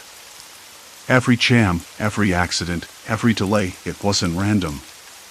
It was a consequence of my own choices, my own hesitation, my own blind spots. I could almost taste the cold metal tang in the air, cold and heavy with silence, sharp like the rain itself. My hands trembled slightly, gripping the wheel tighter. The car felt smaller all of a sudden, the cabin shrinking around me like a trap. I wanted to ask more. Who was this unknown number? How did they know so much? But something in Ellis's expression stopped me. There was a warning there, buried deep beneath his calm exterior. We're being watched, he said finally, voice dropping further. Not just by whoever sent the message. There's someone else. Someone who's been following your every move long before you pick me up. A shiver crawled down my spine, and I pulled my jacket closer, the damp fabric cold against my skin. The streetlights flickered overhead, casting momentary shadows that seemed to stretch and retreat like breathing things. Why me? I whispered. Why pick me? Alice shrugged, but the answer wasn't simple. Because you're the only one who can see the first domino. Everyone else is too busy driving past it to notice. I exhaled slowly, the breath fogging the inside of the windshield. I glanced at the rearview mirror, catching a glimpse of the dark road behind us. No other cars. No sign of anyone tailing us. Maybe it was just my imagination. Or maybe I was too close to the edge to tell. The clock on the dashboard ticked forward. Time was bleeding away, and with it, any chance to turn back. Okay, I said, voice firmer now. What do I have to do at mile marker 17? Alice reached into his jacket pocket and pulled out a folded piece of paper, edges damp from the rain. He handed it to me, and I unfolded it carefully. The handwriting was neat, deliberate, almost clinical. A list of names. Dates. Addresses. Notes scribbled in the margins. You need to call these people, Alice explained. Tell them to stay put. To listen. To do nothing that might trigger the chain. I frowned. This is a contact list? He nodded. But not just contacts. Observers. People who've been caught up in this before. They'll understand once you reach out. A sudden crack of thunder shook the car, rattling the windows. The radio sputtered and died, leaving only the rain's relentless drumming and the faint hum of the engine. I looked back down at the list, then back to the road. The marker loomed ahead, barely visible in the storm's gloom. Alice's voice was softer now. You can't ignore this. If you do, it won't just be a disaster on the road. It'll be something worse. Something that follows you. I swallowed the lump forming in my throat. The choice felt less like a choice now and more like a sentence. I flicked the turn signal and slid the wheel left, pulling onto the narrow shoulder beside mile marker 17. The rain blurred the world outside, turning the familiar into something alien and unforgiving. I stepped out, the cold water soaking through my shoes, the air thick with the scent of wet leaves and something metallic, oil, maybe, or rust. The world was quiet except for the rain and the distant hum of tires on wet pavement. I scanned the roadside. Nothing but the old sign, its paint peeling, the numbers faded but still legible. I reached into the glove compartment for my phone, hands slick from the rain, and stared at the screen. No signal. The car's engine ticked softly behind me, the only reminder that I wasn't alone. Alice's words echoed, "You're the node. The point of no return." I looked back at him, and for the first time, I saw something in his eyes that wasn't just knowing, a shadow of doubt. Or maybe fear. The rain intensified, and the night seemed to press closer, folding around us like a living thing. And then, from the darkness beyond the trees, a faint light flickered. A figure. Watching. Waiting. I stepped backward, heart hammering. The road behind me stretched empty and endless. But the path forward? I wasn't sure I was ready to take it. The light in the trees flickered again, jerking like a candle struggling against the wind.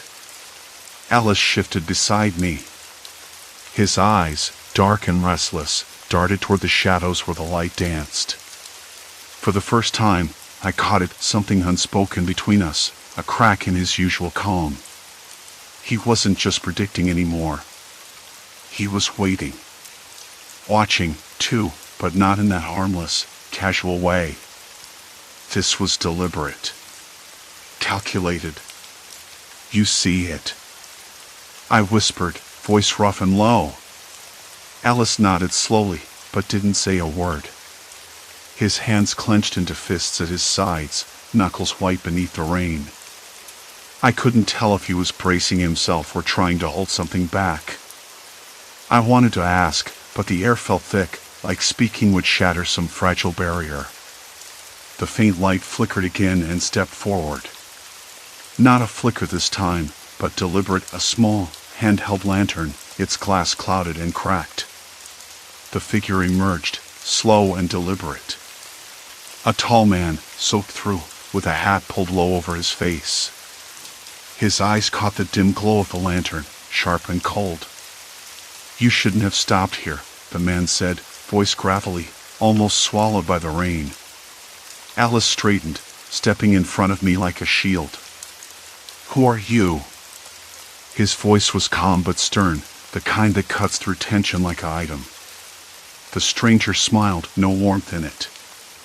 Someone who's been watching you. All of you. His gaze flicked to me, and it was like a hand squeezing my chest. Especially you.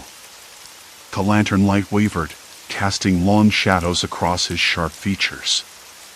A sudden gust of wind rattled the trees, and the man took a step closer. I could smell the sharp tang of sweat mixed with the dampness on his skin.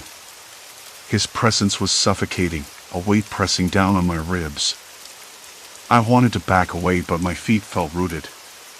"You've been meddling in things you don't understand." His voice dropped to a harsh whisper. "Alice told me you're the node, the one who can stop what's coming. But you're not ready." Alice's jaw tightened. "We don't need your warnings." The stranger laughed, a short, bitter sound. "Warnings? I'm not here to warn. I'm here to make sure you don't screw it up." He glanced past Alice, toward the car. "Because if you fail, it's not just you who pays." I swallowed hard, the taste of metal sharp on my tongue. Something about this man felt different. Not just dangerous, but obsessed. Watching. Waiting for me to slip. Why me? I managed to ask. Why am I the one? The man's eyes narrowed. Because you're the only person who can see the pattern. The only one who's been moving the pieces without realizing it. Alice tries to shield you, but you're already too deep. And now, someone else is watching too. A shiver ran down my spine, not from the cold but from the weight behind his words. Someone else? I glanced at Ellis, who looked like he was fighting to keep his composure, but even he seemed rattled. "What do you want from me?" I said, voice barely above a whisper. "Truth," the man said simply. "And cooperation." He stepped back into the shadows, the lantern light dimming until it vanished completely. "Because if you don't, you'll never see daylight again." The rain picked up, hammering the roof of the car and washing the stranger away into the night. I blinked, heart pounding so hard I thought it might burst. Alice was silent, his eyes locked on the spot where the man had disappeared. "Who was that?" I asked, my voice trembling. Alice didn't answer immediately. He rubbed his hands over his face, then let out a long breath. "Someone from the past. Someone who's been tracking us both for a long time." I shivered, pulling my jacket tighter. The car felt miles away, like a fragile bubble of warmth in a world that was suddenly colder and darker. Tracking us? For what? Alice's gaze met mine, and I saw fear flicker there again. Because what you're about to do, it's bigger than any of us imagined. You're not just preventing a disaster anymore. You're caught in the middle of something else. Something deliberate. The word deliberate hung in the damp air like a warning bell. "Why didn't you tell me this before?" I said, frustration bubbling up. "Why let me drive blind?" "Because you had to believe you were in control," Alice said, voice tight. "Because if you didn't, you wouldn't have moved at all." I swallowed, the taste of rain and cold metal still lingering. I wanted to argue, to say I could handle it, but the truth gnawed at me. I was tangled in a web I couldn't see fully, and the strands were tightening. Suddenly, my phone buzzed in my pocket. I pulled it out, hand shaking. Signal. One new message. From an unknown number. "You're watched. Always. And soon, you'll be alone." The screen went dark again. Alice stared at the phone, then back up at me. This isn't just about traffic jams anymore. It never was. I swallowed hard, the rain blurring the edges of the world. The car, the road, the trees, they all seemed to lean in, waiting.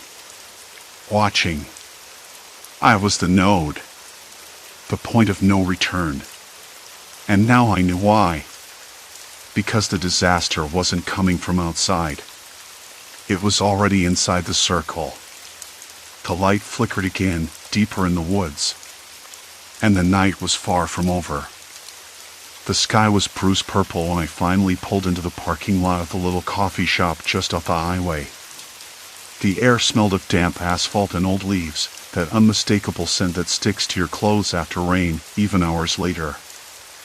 I sat in the driver's seat for a long moment, letting the engine tick and cool, trying to sort through everything the hitchhiker had said, the way they'd watched me, knew me, predicted not just traffic but moments in my life I hadn't shared, moments I hadn't even realized were visible. Their final warning had settled in my gut like a stone. "This is the disaster only you can prevent," they said, voice low and steady, eyes locked on mine like they could see right through to the part of me I didn't want anyone to touch. I didn't want to believe it. Not because it sounded impossible, it didn't. But because it meant I wasn't just a random driver on a highway. I was a target, or worse, a linchpin in something I barely understood. I stepped out of the car, the chill air prickling my skin through the thin jacket I wore. The parking lot was nearly empty, save for a few tired-looking cars, their owners likely inside, drinking coffee and avoiding the cold drizzle that had started again. A distant dog barked twice, sharp and sudden, cutting through the quiet. My fingers trembled as I fumbled with the door, shutting it behind me with a soft click. The coffee shop's windows were fogged, streaked with raindrops, distorting the faces inside. I caught a glimpse of my own reflection, pale and tired, eyes rimmed with sleepless nights and too many questions. I told myself I was crazy. That someone had to be. Yet, the hitchhiker's words echoed, "Watch closely, act carefully, or the disaster comes." I couldn't shake the feeling that they'd been watching me for days, maybe weeks, studying my habits, my routes, even the times I paused to scratch my chin or tap my fingers on the steering wheel. Inside, the shop buzzed with the low hum of conversation, the clink of cups, and the hiss of the espresso machine. The scent of roasted beans was comforting, almost normal, but I felt like an intruder in a story I no longer understood. I sat in a corner booth, staring out at the rain streaking down the glass. I needed to think. To piece together what the hitchhiker had meant.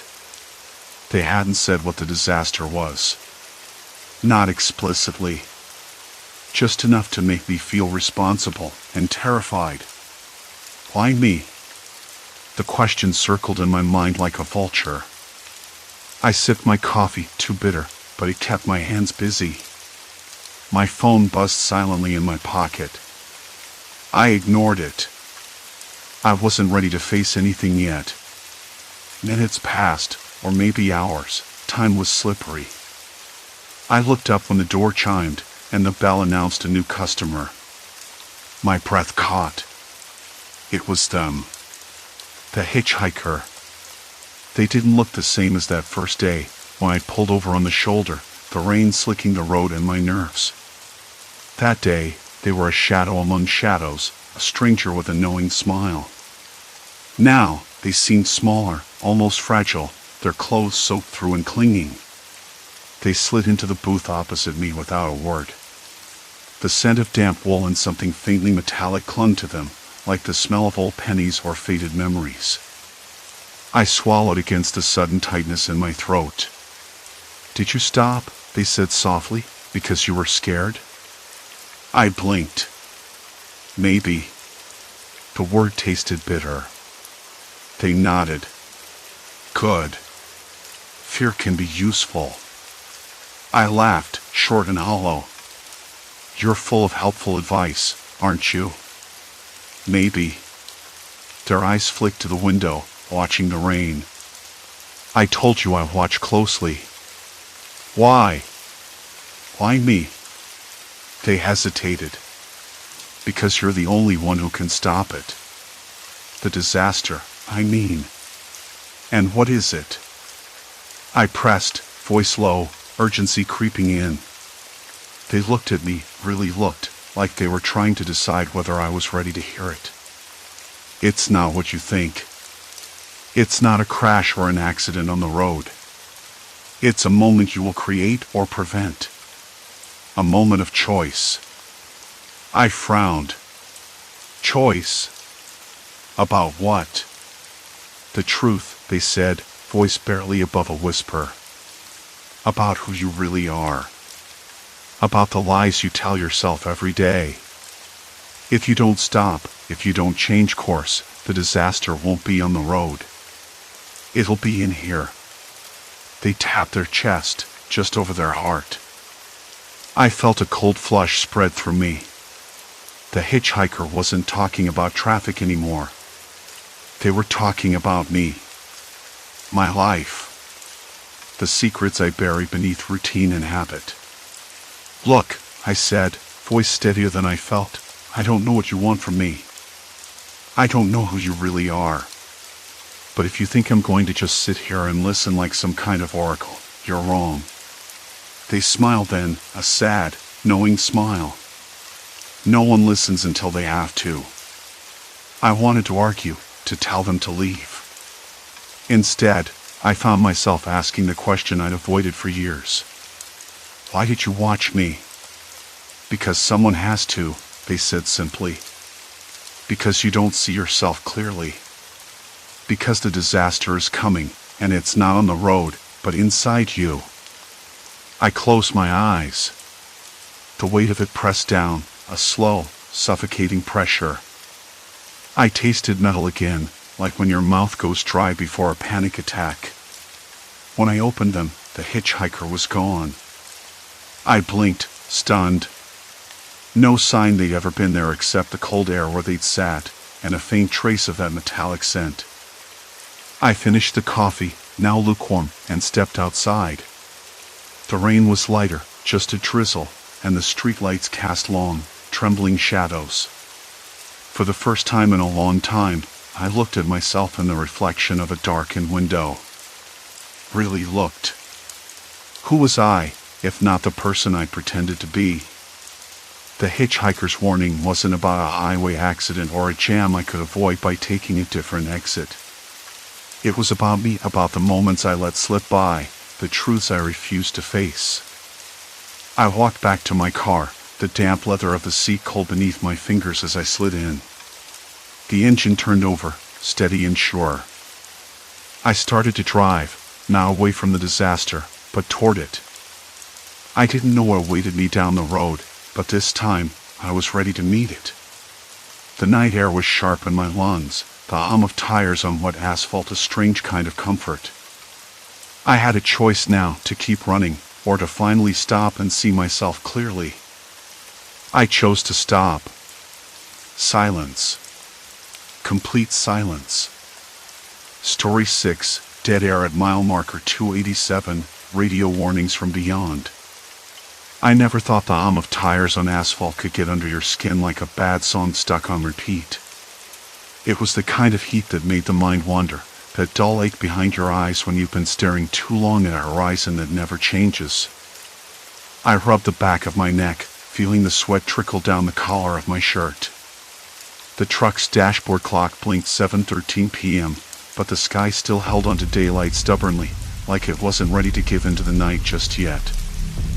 I flicked on the CB radio, a habit I'd picked up years ago, more for company than anything else. Static hissed in my ears, a familiar white noise that filled the quiet space between songs on the radio. The channel was busy with the usual chatter, other truckers checking in, warning of slow traffic, or joking about the weather. Mostly, it was background noise, a low drone that kept the silence at bay. Then came the voice. It wasn't a greeting or a call sign. Just a sharp, clipped sentence that made me sit up straighter, the hairs on my arms prickling. Jackknife on mile marker 287. Eastbound lane shut down. The voice was tired, rushed, but clear, no crackle, no distortion. Only there was no jackknife. Not yet. I glanced into the side mirror, expecting to see flashing lights or a cloud of dust somewhere behind me. Nothing. Just the endless stretch of highway, flat and unbroken. My fingers tightened on the steering wheel, a tick of confusion crawling beneath my skin.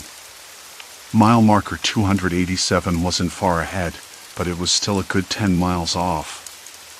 I knew this road like the back of my hand. If something was blocking the eastbound lanes, the traffic would be building by now. Breaker, breaker, I pressed the side button, hoping for a response. Anyone copy that jackknife call at 287? Over. Only static answered. I leaned back, the seat creaking under me. Maybe some prankster messing with the channel, or a misread from a scanner. Still, the timing was off. The call had the urgency of something real. The radio clicked again, this time a different voice. Multiple vehicle pileup. Need medics at 287. Same tone, same channel. I swallowed hard, a dry scrape in my throat. The thought gnawed at me. What if it wasn't a joke? What if I was hearing something before it happened? I shook my head, trying to dismiss it. My job was to haul freight, not chase ghosts on the radio. The road stretched out, empty except for the occasional semi or rusted pickup truck. A hawk wheeled overhead, its cries sharp and distant. The scent of diesel mixed with the faint breeze, carrying something else, fresh earth, maybe, or the faintest hint of something burned. I wrinkled my nose, but the smell vanished as quickly as it came. I pulled off at the next rest stop, parking beside a cracked concrete curb stained with oil spots and faded tire marks. Inside the cab, the glow from the dashboard cast shadows across the cluttered space. An empty coffee cup rolled slightly on the dashboard when I braked, the lid rattling against the plastic. I grabbed it, tossed it into the bin, and lit a cigarette. The smoke curled up, filling the small space with its acrid bite. It made me cough, and the taste lingered at the back of my mouth. I keyed the radio again, trying to catch any chatter about the supposed accident. Nothing. The channel was quiet now, just that steady hiss of static and the faint hum of the engine cooling down. I reached for the CB's manual, flipping through pages I'd read 100 times before. Maybe I'd missed some technical glitch or interference from a nearby tower. Outside, a dog barked somewhere in the distance, sharp and persistent. I stepped out of the cab, the heat rolling off the pavement in waves. The sky was bruised purple now, the first stars peeking through the blue. The air smelled cleaner here, away from the highway, but there was an undercurrent of something wrong. I couldn't put my finger on it. I pulled my jacket tighter around me, the fabric rough against my skin. A gust of wind stirred the dry grass at the edge of the lot, whispering through the cracked pavement. I glanced back at the truck, the big rig looking too still, too quiet for my liking. Back inside, I fiddled with the radio dials, scanning different channels. Static and chatter, nothing out of the ordinary. Still, the uneasy feeling clung to me. I ran a hand through my thinning hair, the strands sticking to my forehead with sweat. Maybe I'm just tired, I muttered to myself. The miles and hours blur together, and the mind plays tricks. I settled in again, turning the heater on low to chase away the growing chill. The cigarette burned to the filter, and I crushed it in the ashtray. The radio buzzed softly, then crackled. "Jack, you copy? Emergency. Mile marker 287. Vehicles involved. Road closed eastbound." The voice was unmistakable. Clear, urgent. My hands trembled as I reached for the microphone. "This is Jack. I'm here. What's going on?" Over. Silence.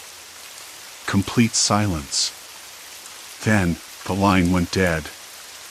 I sat frozen, the weight of the moment pressing down like the thick night air outside. My mind raced, piecing together what I'd heard. A call from the future? A warning? It didn't make sense. But it was real. I'd heard it. And somewhere out there, something was about to go terribly wrong. I glanced at the clock again, 7:47 p.m. I had 20 minutes to decide what to do next. The road waited. The clock ticked over to 7:48 p.m. I rubbed the back of my neck, feeling the tension not there. That kind of silence after a call like that was heavy. Like waiting for something to break loose. The problem was mile marker 287 was still hours ahead. So, what was I supposed to do? Turn around?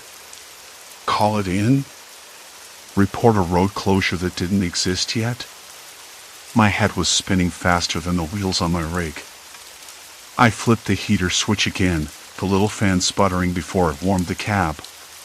Outside, the windshield fogged slightly from my breath, and the faint smell of burnt tobacco lingered in the stale air. I cracked the window a fraction, the cool night slipping in, sharp and dry against my face. I needed to be sharp. Had to get a grip. The CB buzzed again, static this time, then a voice breaking through, slower, more deliberate. Jack, you copy? Emergency. Mile marker 287. Vehicles involved. Road closed eastbound. That same voice. My pulse picked up. I grabbed a mic, voice tighter than I wanted. Jack here.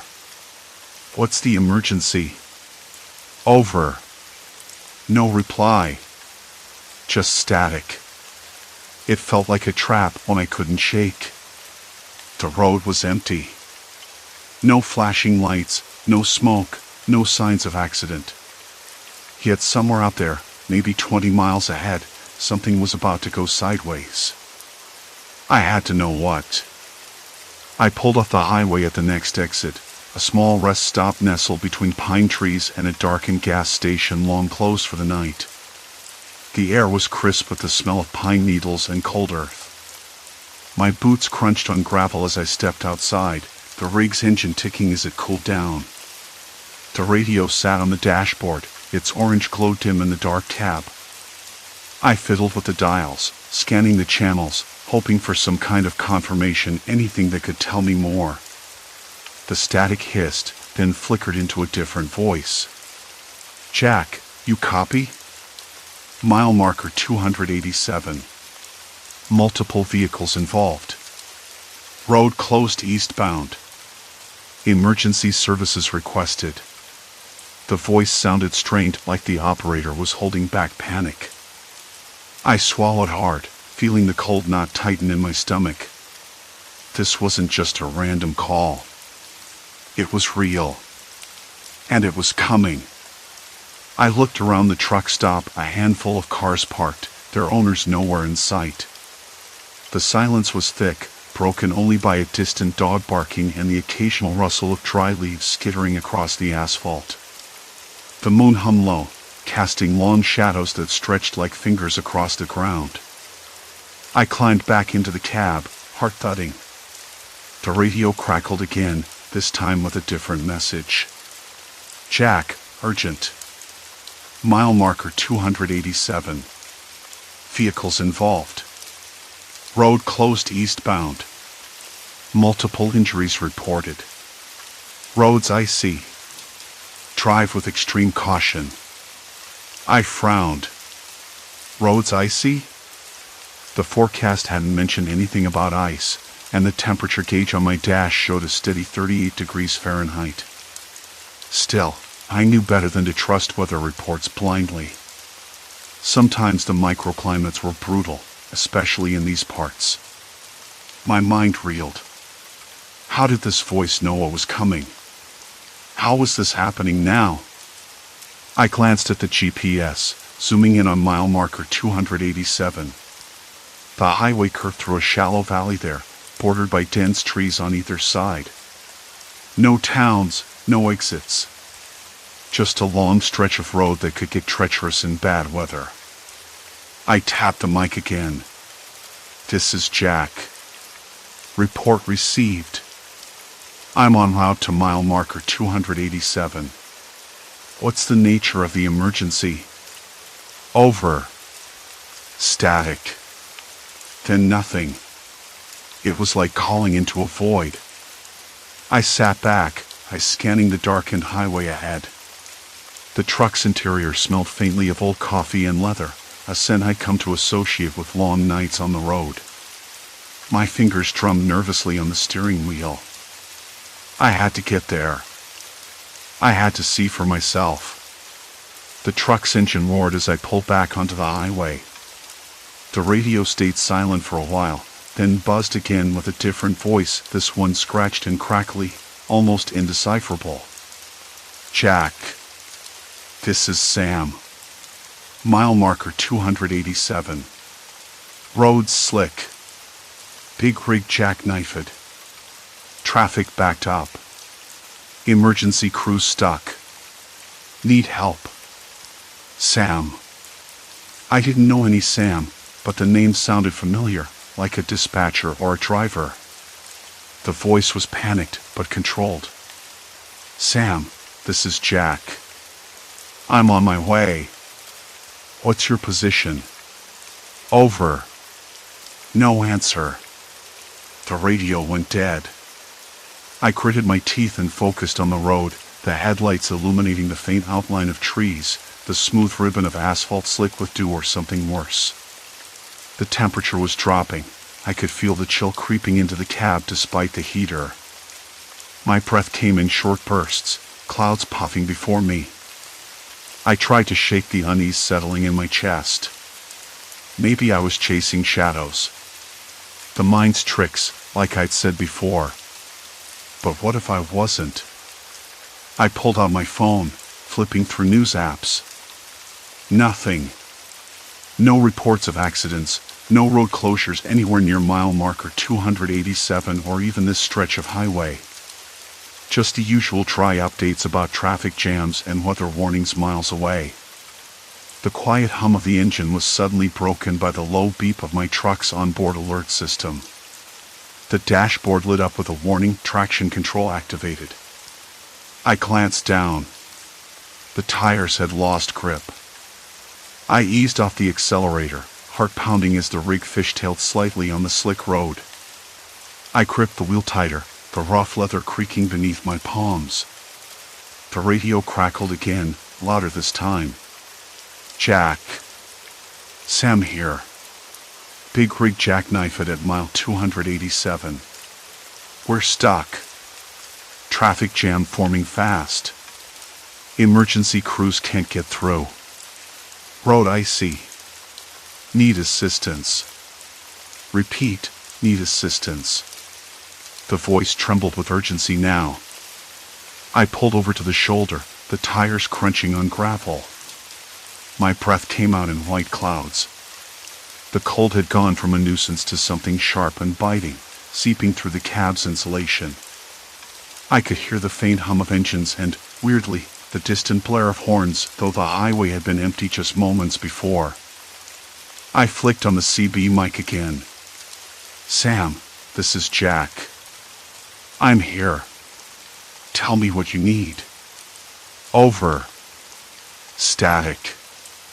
Then a different voice, low and hurried. "Jack, listen. It's not just ice. There's something else. Roads compromised, bridge ahead, unstable. Vehicles can't cross safely. Emergency crews stuck, can't get through. You need to turn back." A cold knot formed in my gut. That voice wasn't Sam, but it sounded like someone who knew what they were talking about. "Who is this?" "Identify yourself." "Over." No reply. The radio died again, leaving me with the pounding of my heart and the cold night pressing in. I sat frozen, the cab's heater struggling against the chill, the silence stretching thick and heavy. Outside, the faint sound of tires skidding on wet pavement reached my ears. The thought chilled me to the bone. It was close. Too close. I reached for my phone, fingers trembling, but the screen was blank, no signal. I wasn't supposed to be this far out, not without coverage. The realization hit me like a punch. I was alone. No backup. No help. And whatever was coming, it was about to trap me in the middle of it. I looked back down the highway, the headlights of a slow-moving line of vehicles appearing through the trees. They weren't just stuck. They were trapped. And the clock was ticking. I gripped the wheel harder, knuckles white. I had to get to mile marker 287. I had to find Sam. I had to figure out what this was before it was too late. The radio blinked to life one final time. Jack. Don't trust the road. Then silence. My breath caught the night pressed in harder than before, thick and uneven like spilled oil. Inside the cab, the heater rattled its last breaths, and cold seeped through the cracked rubber seals around the windows. I kept the mic close, finger twitching over the button, waiting for something, anything, to come through the static. But the radio stayed dead, as if the night itself swallowed every sound. That warning voice, urgent but clipped, still echoed in my head. Not Sam. Someone else. Someone who knew what was waiting ahead. The bridge, unstable. Emergency crew stuck. Road compromised. The kind of message that sticks in your throat and won't let go. I leaned forward, elbows on the dashboard, staring out at the dark ribbon of highway curling into the distance. No headlights. No movement. Just the faint hiss of wind and the distant bark of a dog somewhere beyond the trees. The cold had turned from a nuisance to something sharp and biting, like tiny needles pricking my skin every time I shifted. I tried the mic again. This is Jack. Please, I need an ID. Who's out there? Over. Silence.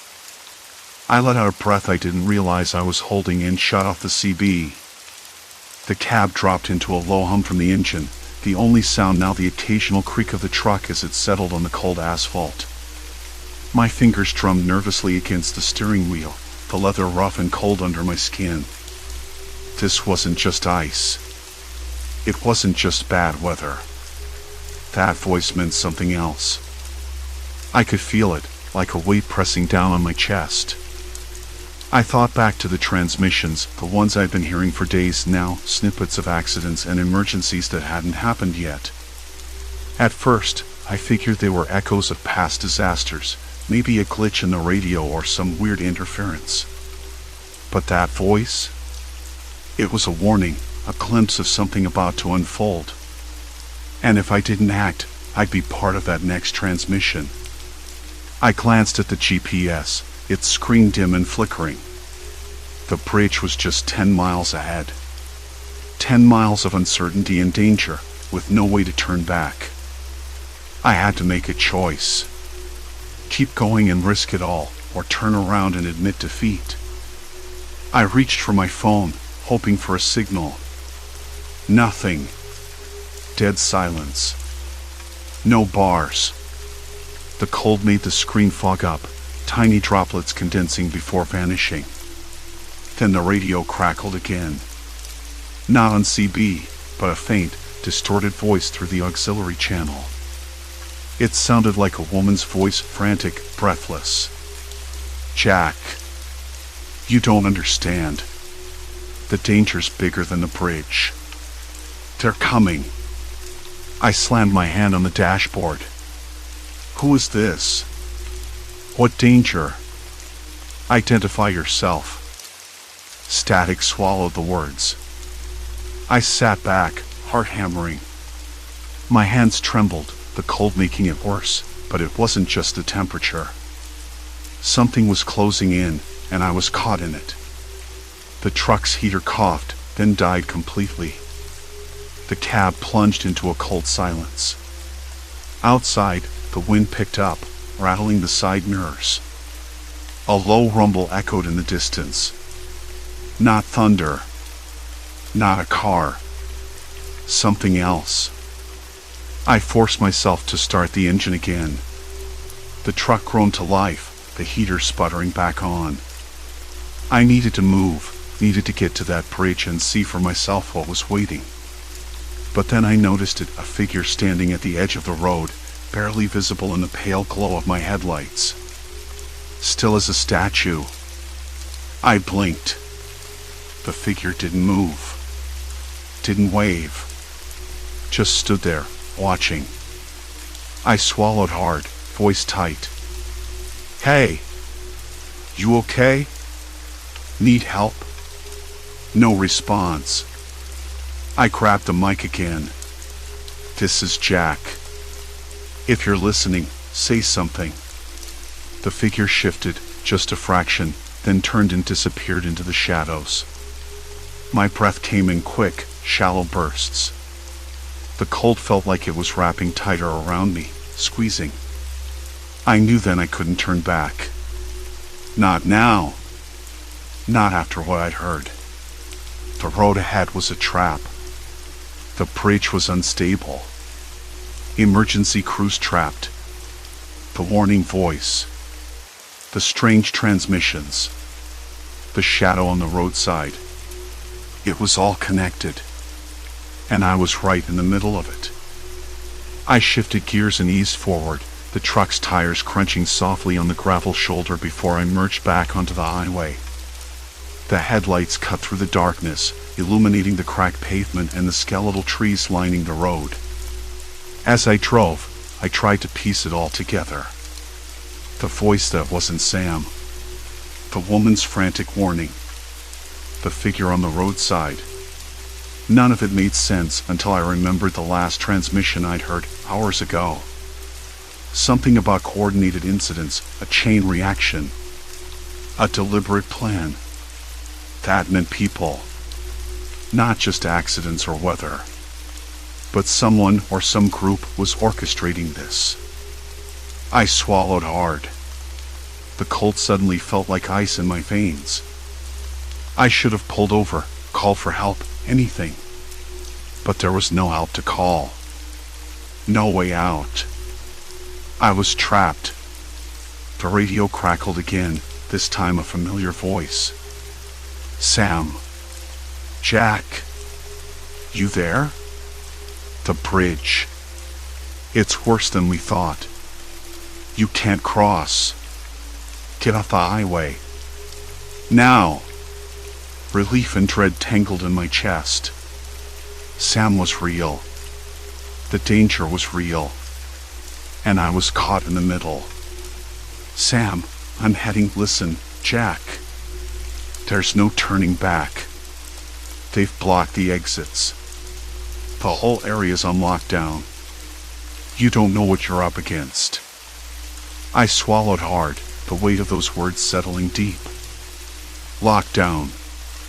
No exits. No way out. The truck's headlights illuminated a road sign, a detour marker flashing in rhythm with the dying heater's sputters. The sign pointed to a narrow side road disappearing into the trees.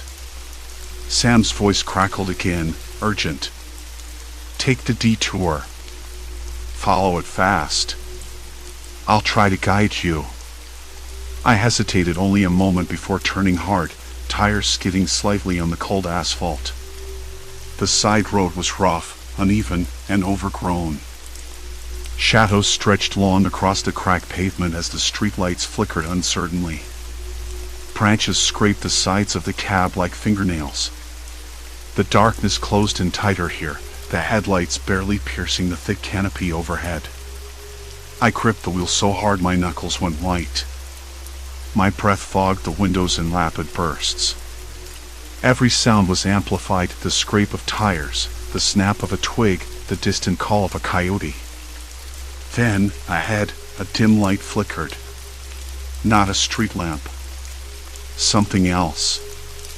I slowed, heart pounding. The light wavered like a candle flame in the wind. The radio crackled again, static cutting in and out. Jack, you're running out of time. They're watching. The voice was distorted, almost mechanical. I slammed the brakes. The cab shuddered and the headlights caught movement, figures emerging from the shadows, silent and deliberate. I threw the truck into reverse, tires spinning on loose gravel. The cold air snapped against my face through the cracked window. My mind raced. Who were they? What did they want? Why was I being hunted? This was no accident. No random disaster. This was something else. Something planned. I slammed the mic button. Sam, I'm under threat. They're here. What do I do? Over. Static. Then the faint crackle of Sam's voice, strained, almost a whisper. Jack, trust no one. The chain's bigger than you think. The figure's closed in. The cab's heater finally gave out, plunging me into freezing silence. I realized then there was no turning back. The point of no return. And whatever was coming next, I was trapped inside it. The silence. The awful silence. The truck shuddered as I eased it onto the side road, the tires crunching over gravel and fallen leaves. The headlights barely cut through the thick tangle of branches that arched overhead like a tunnel closing in. Cold night air spilled in through the cracked window, carrying the smell of damp earth and pine needles. Somewhere, a distant owl hooted, but mostly it was just silence. Heavy, suffocating silence. Sam's voice echoed again through the static, sharp and tense. Keep going, Jack. The road's rough, but it's the only way past the blockade. Don't stop. I gripped the steering wheel tighter, knuckles white. The detour was narrower than I expected, barely wide enough for the truck. The uneven surface rattled everything inside the cab, loose papers, a half-empty coffee cup sliding dangerously close to the edge of the dashboard. I caught it just in time, the bitter dregs staining my fingers. I wiped them on my jeans, the cold sweat prickling at my neck. There was something about the way the trees leaned in, their gnarled limbs scratching against the trailer like fingernails on glass, that set my nerves on edge. I told myself it was just the wind. I told myself I was being paranoid. But the weight of Sam's warning lingered, heavy and real. Jack, you see that old gas station up ahead? You're almost there. Pull over. I need to tell you something. His voice was low, urgent. The radio crackled with interference, but I caught every word. I eased the truck to a stop beside the shuttered building. Its faded sign flickered weakly, a ghost of neon swallowed by decades of grime. The windows were dark, the door hanging slightly ajar, creaking with every gust. My breath fogged in the cold air as I reached for the CB mic. Sam, what's going on? What's the lockdown about? I whispered, half expecting the radio to cut out. Jack, listen carefully. This isn't just an accident anymore. There's a group of people organizing this chaos. They're using the accidents as cover. The bridge, the highway, the blockade. It's all a distraction. A cold knot tightened in my stomach. Who? Why? Static buzzed, then Sam's voice dropped to a whisper. I don't know their names, but they're dangerous. They want to control the flow of goods, everything. If you get caught, they'll make an example out of you. You're on their radar now. I swallowed hard. The cab felt suddenly too small, too claustrophobic. My hands trembled as I adjusted the mirror, catching a glimpse of dark shapes moving just beyond the edge of the headlights. Trees, maybe. Or something else. Sam, I don't understand. How do you know all this? How did you get out? I didn't. Not really. His voice cracked. They chased me off the road. I'm hiding now. I thought you might be the only one who could stop them. A sudden rustle from the woods froze me. The hairs on my arms stood up. I scanned the shadows, heart thumping so loud it drowned out everything else. Nothing moved. Jack. Sam's voice was strained. You still there? Yeah. What do I do now? I forced the question out, my voice barely steady. Find the next checkpoint. It's a warehouse near the river. That's where they're staging their next hit. You have to warn the authorities before it's too late. The radio crackled, then went dead. I sat there, the silence pressing in like a weight. The cold seeped through the cab, settling in my bones. I wanted to believe Sam was right. I wanted to believe I wasn't just chasing ghosts.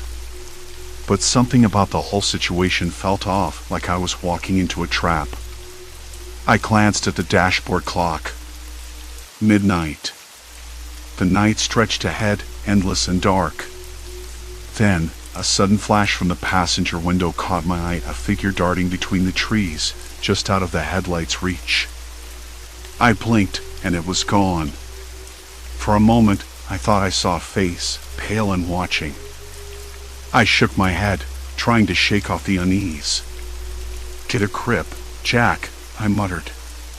The warehouse was miles away, and the detour road seemed to stretch forever, twisting through the woods like a serpent. The truck's engine hummed, a steady heartbeat in the quiet night. I started moving again. Every shadow seemed to flicker with movement.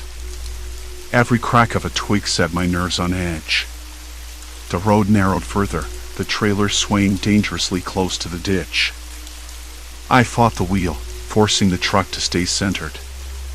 Suddenly, the radio blared to life, static, then a voice, distorted and urgent. "Jack, stop. They're coming." The speaker wasn't Sam. It was someone else. Worse. The voice was cold, clipped, and full of menace. I slammed on the brakes. The truck skidded, tires grinding against loose gravel. My heart slammed against my ribs as I looked around, trying to see through the trees. Nothing. The radio crackled again. "Turn off the CB. They can track you through it."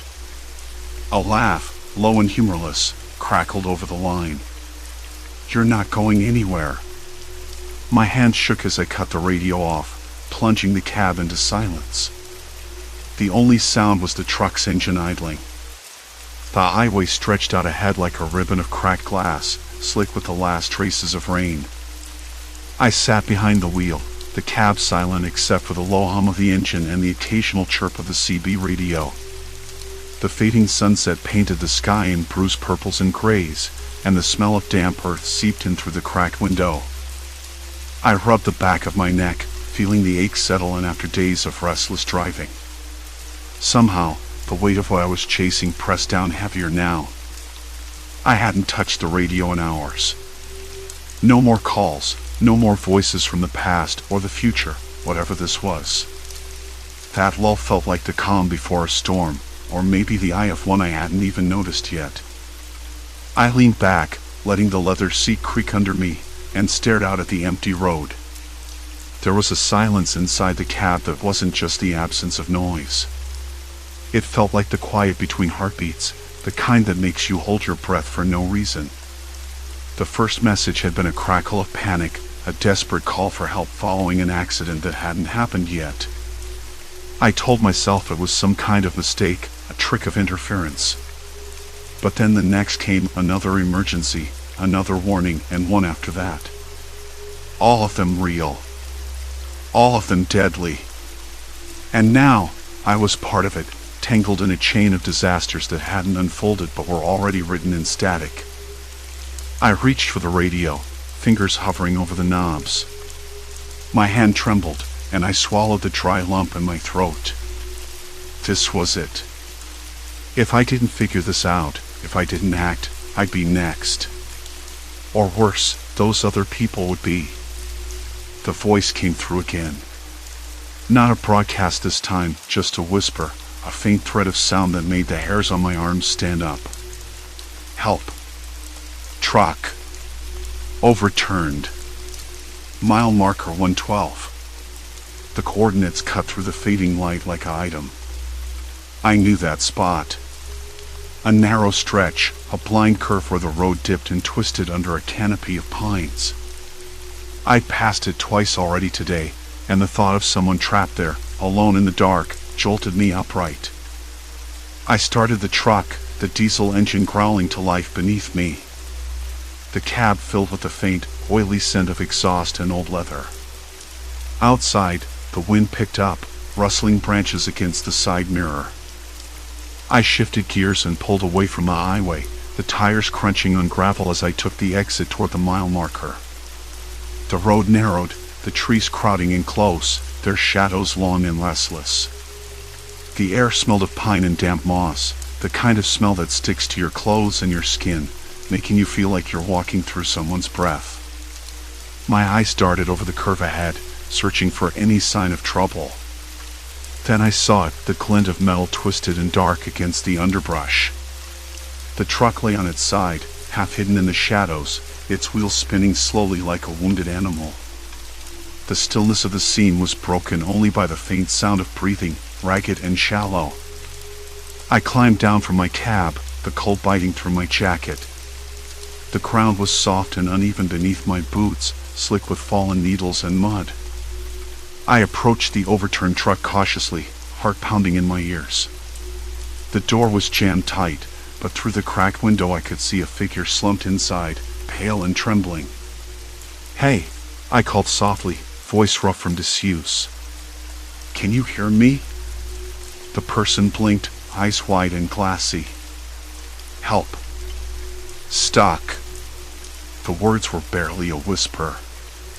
I searched the perimeter, looking for a way to pry the door open without risking more damage. My hands found a fallen branch, sturdy but not too thick.